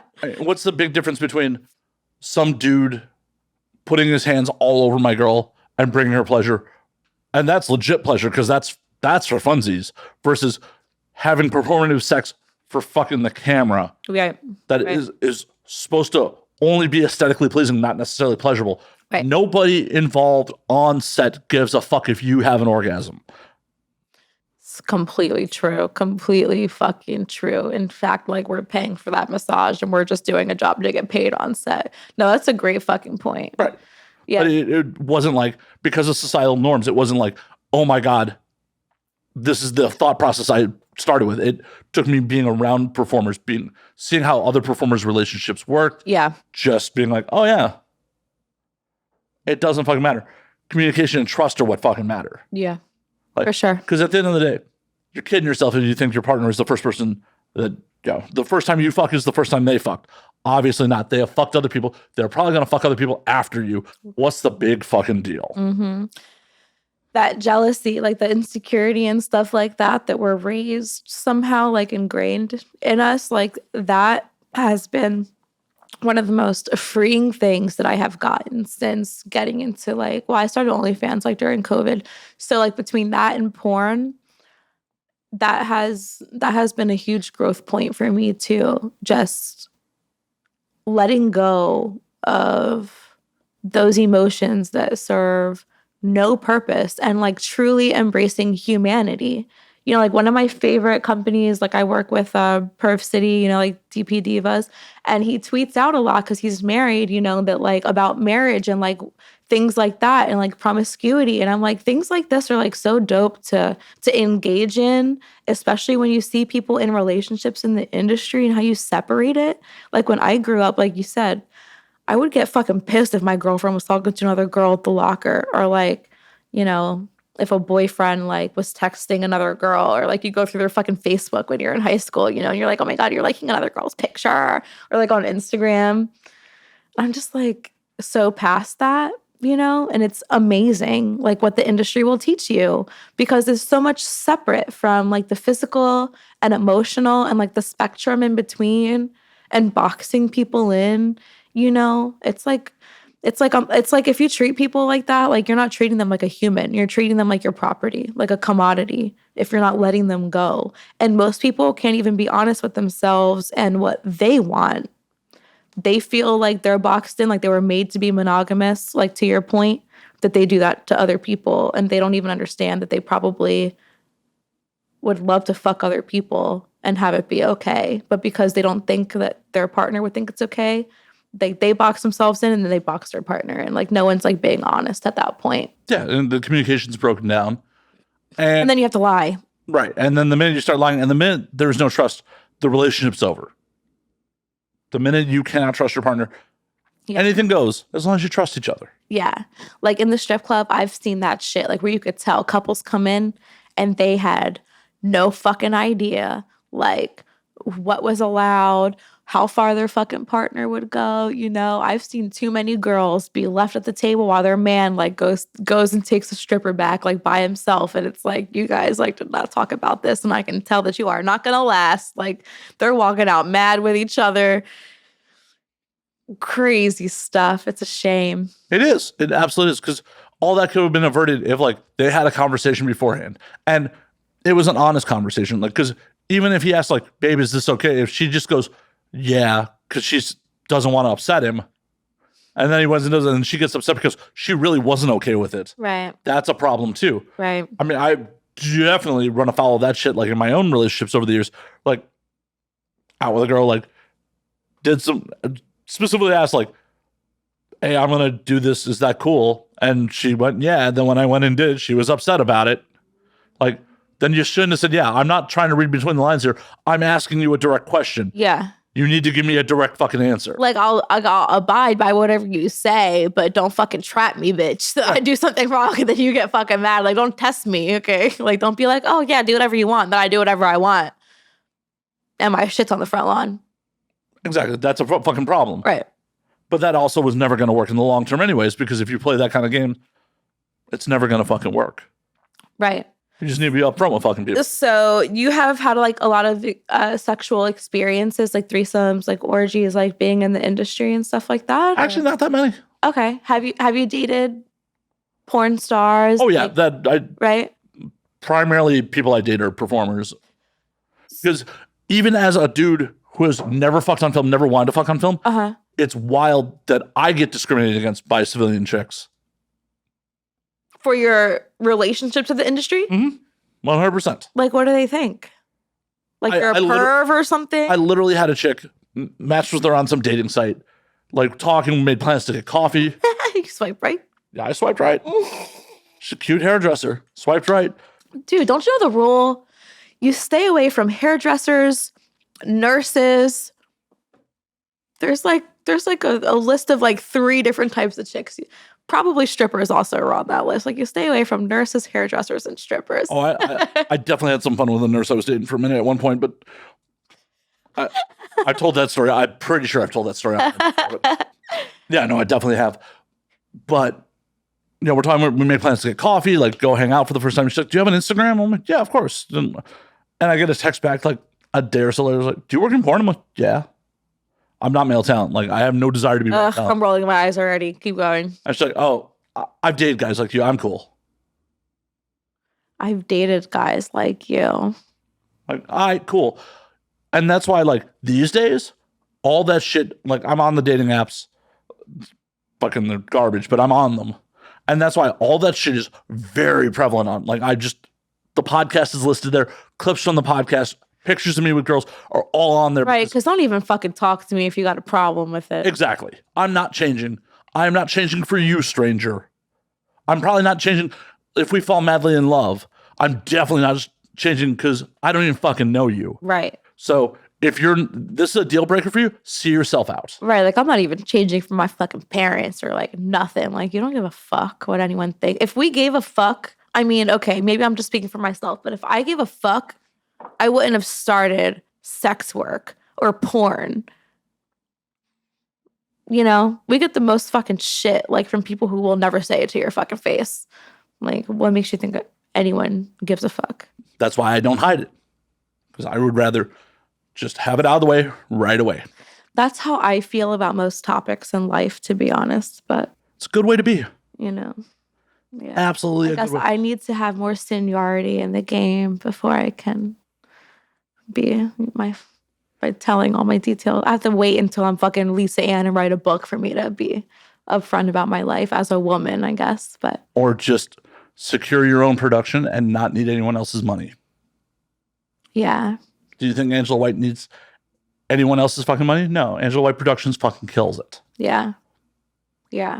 That's the goal, to be honest. Like, that is a fucking goal. I want to have like properties.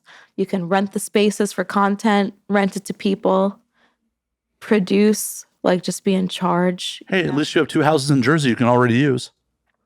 I have a huge house in Philly. I'm actually trying to get my mom to I don't know if she wants to keep the house or I'll just keep it. I'll buy it and keep it. You pay the fucking bills, so whatever. But I want to move her to Florida, so I want to have like mad property and stuff like that. I want to retire my mom and move. You want to move her to Florida? Yeah, I want to move her into like Tampa, Clearwater, like St. Pete. Well, do you just want her dead? Like, why Florida? No, okay, Miami is different. Miami's not Florida. No, 100%. I worked in Miami at points, and I literally had a coworker in Miami like, yo, man, you got to go north to be in the South in Florida. That's so true. That's so fucking true. But yeah, I would want to move her. I mean, she's Puerto Rican. She needs warm weather. I don't know why she's been in Jersey for so long. Every winter she gets like depressed as fuck, because she just wants to step on grass in the backyard. So yeah, totally. Like I want to buy like a nice little duplex, Why don't you buy fucking property on the island? What island? Puerto Rico. Oh, okay. So yeah, no, my mom has never like mentioned wanting to like go back. My grandma like lived there up until we tried to move her. I'm not going to get into the sad story. My grandma got sick. We tried to move her into the house in Jersey, and she had a property in Puerto Rico. My mom has never really mentioned wanting to go back. It is beautiful, but I've never been. I don't know. I would totally have a house in Puerto Rico. What's I heard the real estate money. I'll get there someday. Trust me.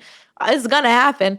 But like, she's never mentioned it. She kind of I think she just wants to be somewhere where the weed is legal.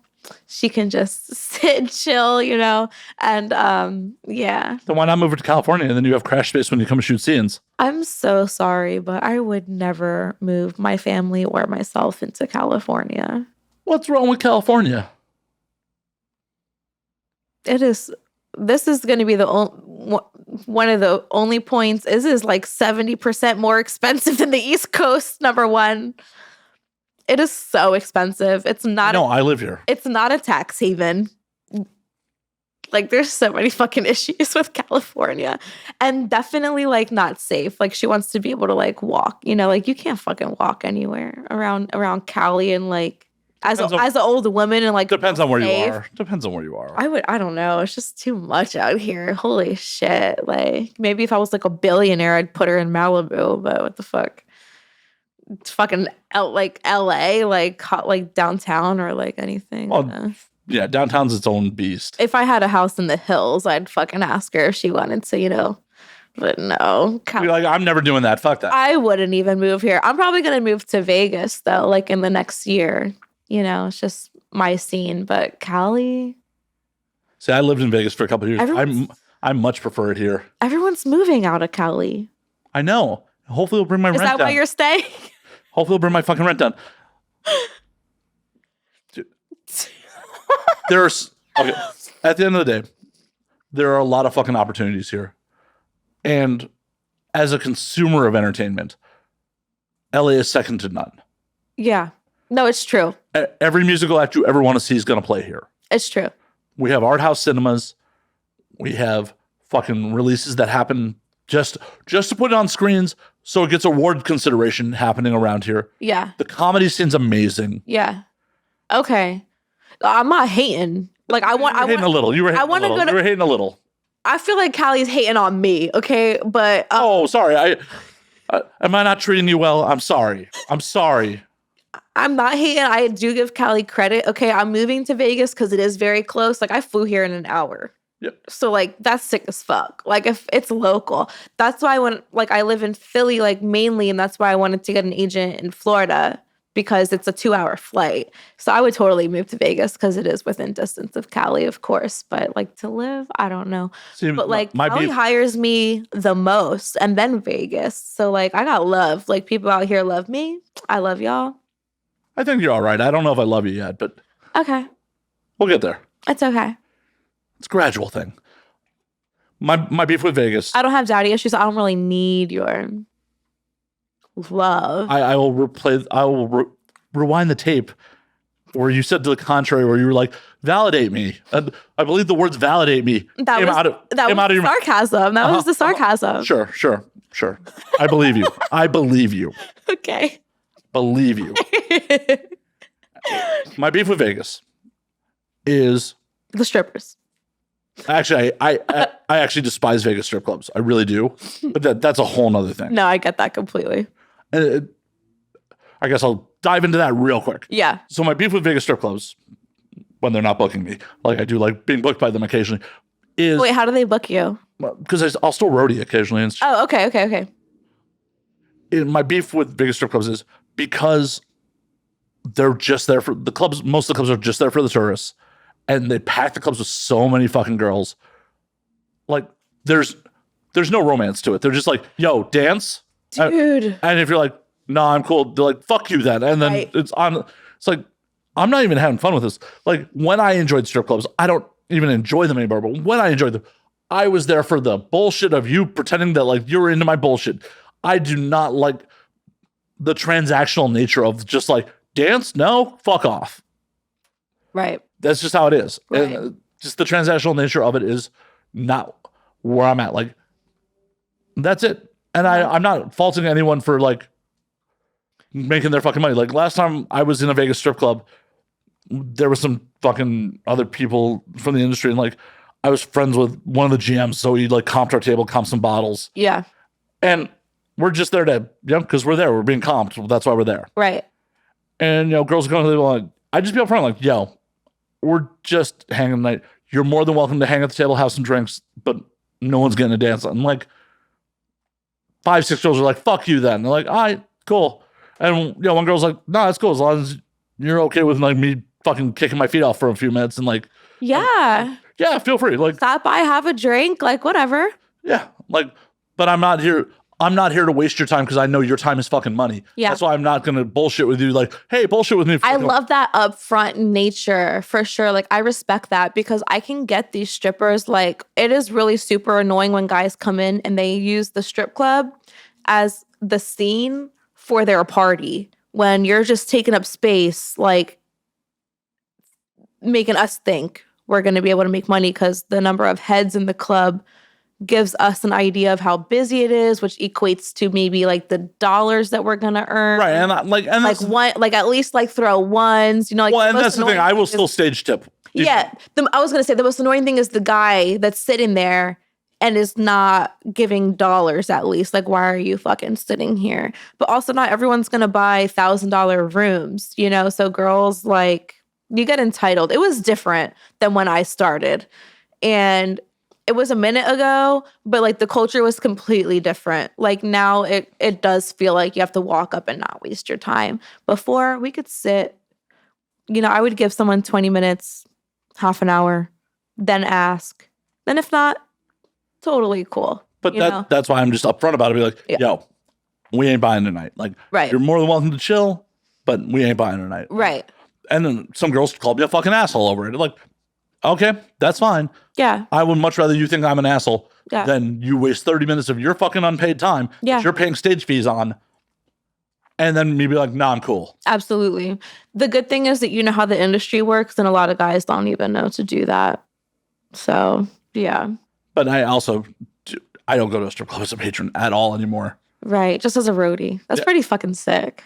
My favorite thing in the world is like being in the table, like in between the feature set, and like have a house girl come up to me like, hey, I'm like with the feature. And they just, I'm I'm here with the feature. Like, oh, okay. And then you just know it's like, okay, cool, good game. Like, because then it's not I'm an asshole. They're like, okay, you're working too. Got it. Yeah, no, exactly. And then they don't fucking expect shit. You're just like them. Yeah, like you're fucking waiting for your fucking tip or like, whatever you got to pay it or whatever. Yeah, exactly. Like, Yeah.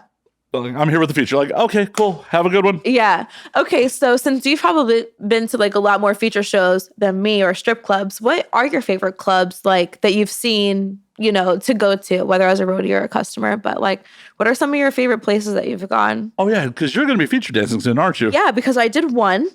Where'd you feature? I featured at Sapphire 60. Nice. I've been to Sapphire. In New York.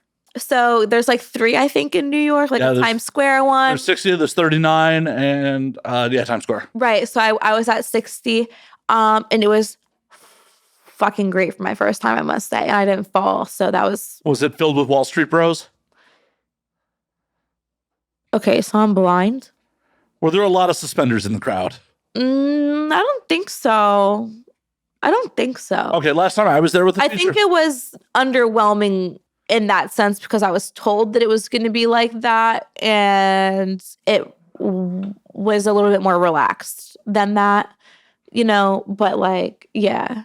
Last time I was at that club with a feature, it was like, it looked like a stock market floor because it was just suspenders and fucking Wall Street bros as far as I could fucking see.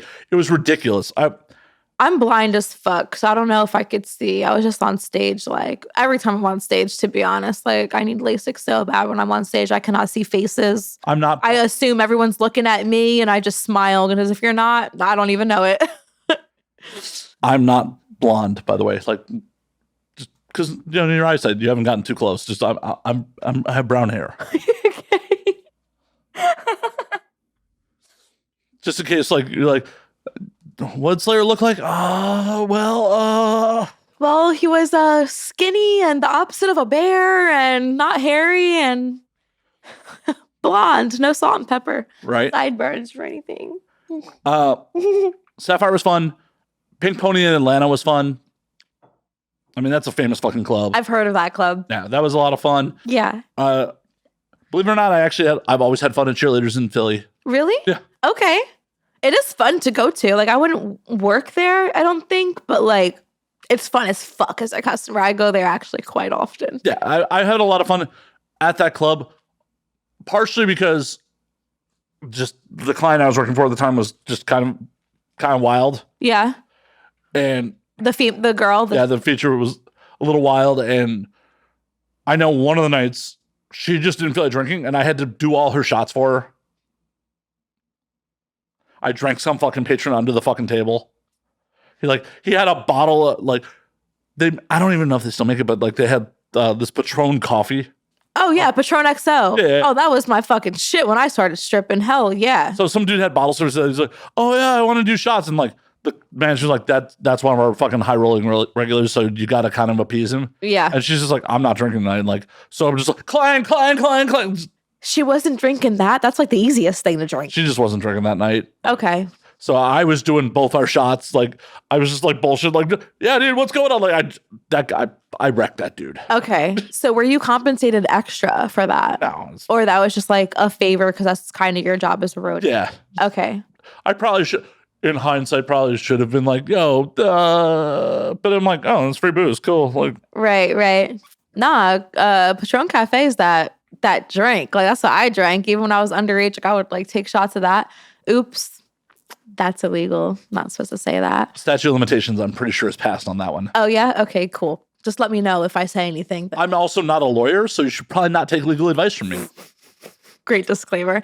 But like, I would chug that because it is the thing that makes you feel drunk, but you can totally portray yourself as sober, like, because it's kind of caffeinated, but also it's not. Yeah, that's probably why I wrecked that dude. Like, Yeah. Like, and I would never be hungover from it. Like, I'd go to class the next morning, like, okay, sick. Fucking 9 a.m. stat. Like, let's go. Yeah, I have a very vivid memory of that club because that was a gig where I was working. It was a 2-girl feature, and I was working for one of the features. I'd never met. Same time? They do that? Yep. At least they did at the time. This is 10 years ago. Were they friends or? Yeah, they were friends. They were on tour together. Oh, okay. But I'd never met like her co-feature before the gig. Okay. And like I walk in and like the co-feature's already on stage, and like my feature's like, oh, this is Matt, and she just pulls me face first into her asshole, like on stage. I'm just like, what are you doing? Okay, hi, how are you doing? Ooh, are you tested? It's just my nose. I Would have mean, been my first fucking thought. she pulled me into her asshole, not the. No, I feel you. She pulled the asshole into her asshole. I get it. Oh, I'm an asshole. I'm just kidding. Ouch! Ouch! I'm just kidding. Ouch. I'm just kidding. You're amazing. I think you're Ouch. great. Ouch. Dude, I'm an actual asshole. I see that. Yeah. Well, but it was just like, oh, hey. I ended up being friends with that feature like down the road. It was just like, it was a hilarious, like, first, like, first time meeting, you just get pulled face first into your ass. Hello. Like, I'm not a client. I'm here working. I appreciate your asshole and all. Oh, she thought you were? No, she's just like, I don't know what. She was a little fucked up on stage. Okay, yeah, that's just. This is 10 years ago. That's just her love language, okay? Yeah. She was a little fucked up on stage. Like, she was definitely a performer who, like, got into featuring for the extra money, and, like, yeah, it was one of her, like, first feature gigs, and, like, she definitely had to, like, get some liquid courage going. Okay. Like, she didn't go from house girl to fucking porn to stripping to feature dancing. It was like, went from porn, got booked as a feature because she was. So no stripper experience. Yeah. Like, Yeah. My friend who I was roading for was like, used to be a house girl. She's like, she can't do that shit. She doesn't. Oh my God. Fuck. I hope we don't get in trouble with the club. I'm like, yeah, I hope we don't get in trouble with the club too. Yeah. Thank God I had I have stripper experience, because feature dancing is very nerve-wracking. Oh, it definitely can. And like, there's a lot of unknowns that go with it. It's just, honestly, it's like, okay, I'm, for myself, since I was so new, and I am so new, I was like, is anyone even going to know who I am here? You know, like, am I even, like, known enough to feature anywhere at all? Like, people in my city kind of know me, but, you know, it's, like, off social media and stuff. But yeah, that shit's nerve-wracking. Like, especially if you're a porn star and you have no stripper experience, you're supposed to go on stage and think that you have to be a stripper. But people aren't going there to see you as a stripper. Like, people don't think of me as a stripper, even though I think of me as half a stripper still, because I still strip. You know, they just think of you as a porn star. But I don't think a lot of girls get it. Like, I didn't get it. I went on there and I was still doing tricks. Like, they think I'm some fucking circa dancer, you know? Yeah. Instead, like, features, like, you just gotta be there and like fucking be like hot and shit. Or you gotta put on crazy fucking shows. Have you ever gone to EDI? No. Oh. EDI? Mm-hmm. No. The Exotic Dancer Invitational, I want to say? No. It's like, it is the big fucking feature / club owner fucking convention. Okay. And they. Oh, wait, are they having it in LA right now? At Planet Hollywood? It's like a strip club convention. It's like people are literally like, it's like a trade show for strip clubs. It's a trade show for strip clubs, but there's also awards that go with it for the feature dancers. Okay. And I've attended like the contest for the features, and some of people's performances are fucking insane. Yeah. Like the fucking like, okay, so since I've worked at strip clubs like forever, I've seen dancers, like the club that I just quit, they have one every single month. So I've seen a lot. And has Angel Bow ever come through? Angel like does like a kind of a freak show thing. She'll hammer nails up her nose on stage. No, I haven't seen that shit. I don't know who that is. I love the name though. She's a touring feature. Like, and she's won at EDI. She's a friend of mine. She's been on the show, but like, fucking. Okay. Like she does like a whole freak, like hammering nails up her nose and shit, like on stage and shit. It's like that's wild. It's part of her like feature set. So I forget who. I've seen a few. I kind of like forget the names sometimes, but they're like all over the posters and stuff. But like girls, they come, they put like neon paint, they do the candle wax, the fucking hula hoop, fire shit. Dude, it gets insane. And that's what. Also, like, you're like, okay, if I can't do fucking pole tricks, then I gotta, like, mud wrestle on fucking stage or some shit, you know? But yeah, you have to, like, if you're being booked as a feature, especially if you're not, like, a super famous porn star, you gotta build a fucking show. Yeah, but I didn't. I can kind of strip, though, so it was, like, a show. But, you know, nah. I think mine was good, but the girl set a really high bar for that. My next one, I think I'll try to try to do maybe a little bit more, or maybe take a class and learn like some extra tricks and stuff. But I had this sick DJ. He's from Brooklyn. I went to high school with, like, I knew him in high school in Jersey, but he was from Brooklyn. He mixed a tape for me. That was as far as I went. I got like a custom like mix for my 10-minute set and stuff. And that was, I mean, that's the way to go. That is definitely the way to go. because the music, I was just like, you know what, I'm gonna like pump up the crowd if anything, and I had like one of my good friends that I met in the club. He got a limo to Sapphire 60 with all my friends, got him drunk, and then he got the side section. Since you've been in 60, like the side section right there, and like just throwing money. And then apparently on the other side section, there was like some rich like business owner with like a bucket, like one of those beer buckets full of stacks. And then it was kind of like a contest, like every time I looked over there, like he'd throw a stack. That's sick. It was great. Yeah. But the presence, I can kind of sit there and look cute in a sense, I just kind of like fluttered the eyes and did the whole like laughing and I'm on stage and I'm cute kind of vibe. And it was great. Whatever gets you paid. But I can't, yeah. And it was great too. It was good money. I made more than what I expected. Like besides the club fee, like I made more in pictures and lap dances and stuff than I really expected. It was like really, really cool. I can't wait to do more. I think that was in June, like kind of before my birthday. I think that shit was sickening. So if I wanted to do more, what clubs would you recommend? Like besides you said like Pink Pony, like what other clubs are like super good that you've been to as a roadie? I know you've signed with Lead Network, so I'm trying to think of what, like, it's been a while since I've been on the road. I'm trying to, because there are two competing, at least when I was roadieing very actively, there were two competing booking agencies. So some clubs fell under one network, one fell under Lee. I don't remember which clubs fell under which, because one of the girls I worked with was such a big name that she could actually book with both. That would be the goal. Yeah, she was AVN Hall of Famer, so. Damn. I'm not so well right now, huh? For the moment. I mean, Lee Network has a lot of clubs under their fucking name. Yeah. Like the Sapphire contract's huge. Yeah. Yeah. Trying to think who booked. We had a lot of fun in fucking Madison, and God, what was that club in fucking Madison? I was working. Yeah, this is like 2014. Wait, where's that at? Madison, Wisconsin. Uh-oh. Like the house mom was a dude, but he was the best. He was the fucking best. Was he gay? I don't think so. Really? Yeah. Interesting. I've never met a male house mom. Yeah. For those who don't know, house mom is like the person in the dressing room that takes care of the strippers and stuff. Like you supply tampons and perfume and cut the strings and cut the tags and all that stuff. You're like yeah, the caretaker for the strippers on shift. Yeah. Yeah, he was. People don't know that shit. When I like was young, I was like, damn, my dream career would be like to be a house mom. Like, what else would I do when I retire stripping? Be a house mom or be a madam or some fucking shit. Own a strip club, own own a fucking, yeah. You can do it all. You can do it all if you want. You got time. I've learned better now, like house mom, Fair. But house moms are sickening. Yeah, that was. Okay, so I remember what club in Madison. Yeah, like I'm trying to remember what club. That was a lot of fun. That was a. What is it, like a Hustlers? Like what? No, it what wasn't is out like, there. Fuck, what was the name? Like it was Silk or some shit like that, maybe. Silk City or No, just I think Silk. Okay. I don't fucking remember off the top of my head, but it was a lot of fun. The only downside about that club, that one of the nights was they let a bunch of fucking 1%ers in with their cuts on.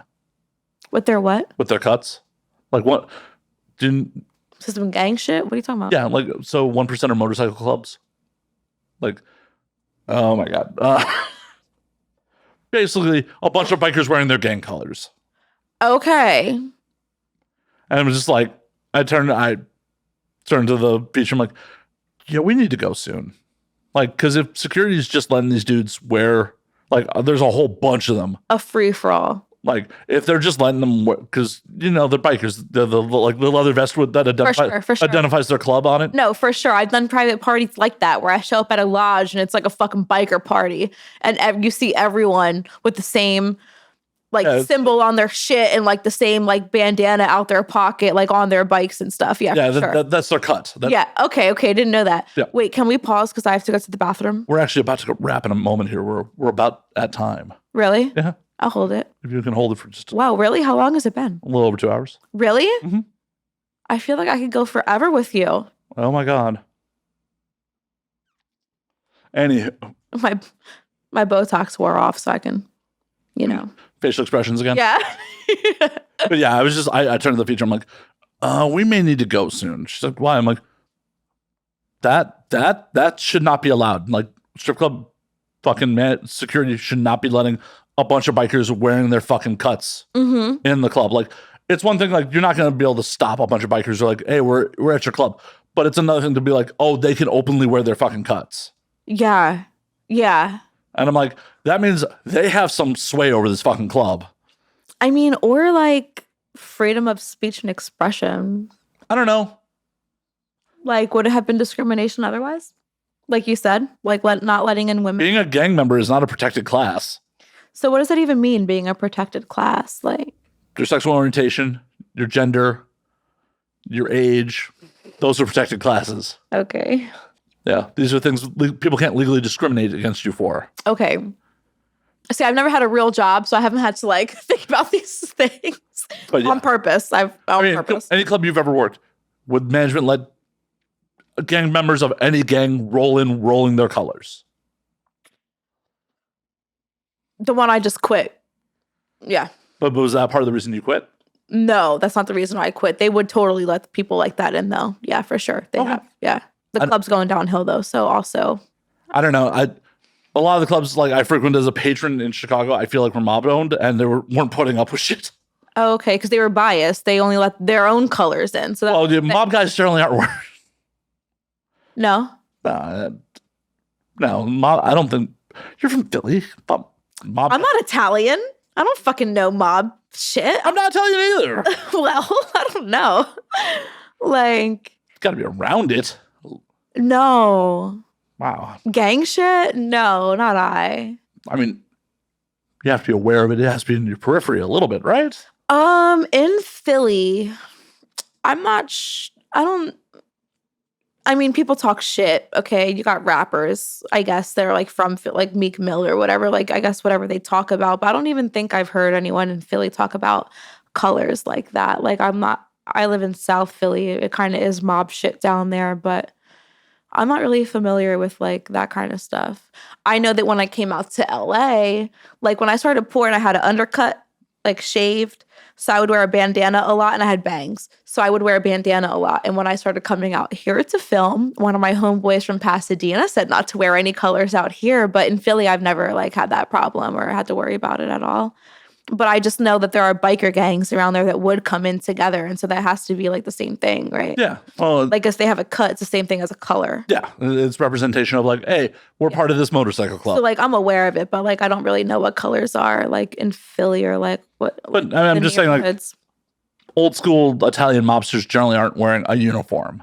Like, because that's essentially what your color. No, they wear the fucking gold chains and like they kind of like just have to subliminally like know. Exactly. But yeah, a cut, colors, whatever, that's a uniform. Okay. That's like, oh, yo, we're all part of the same army. Okay.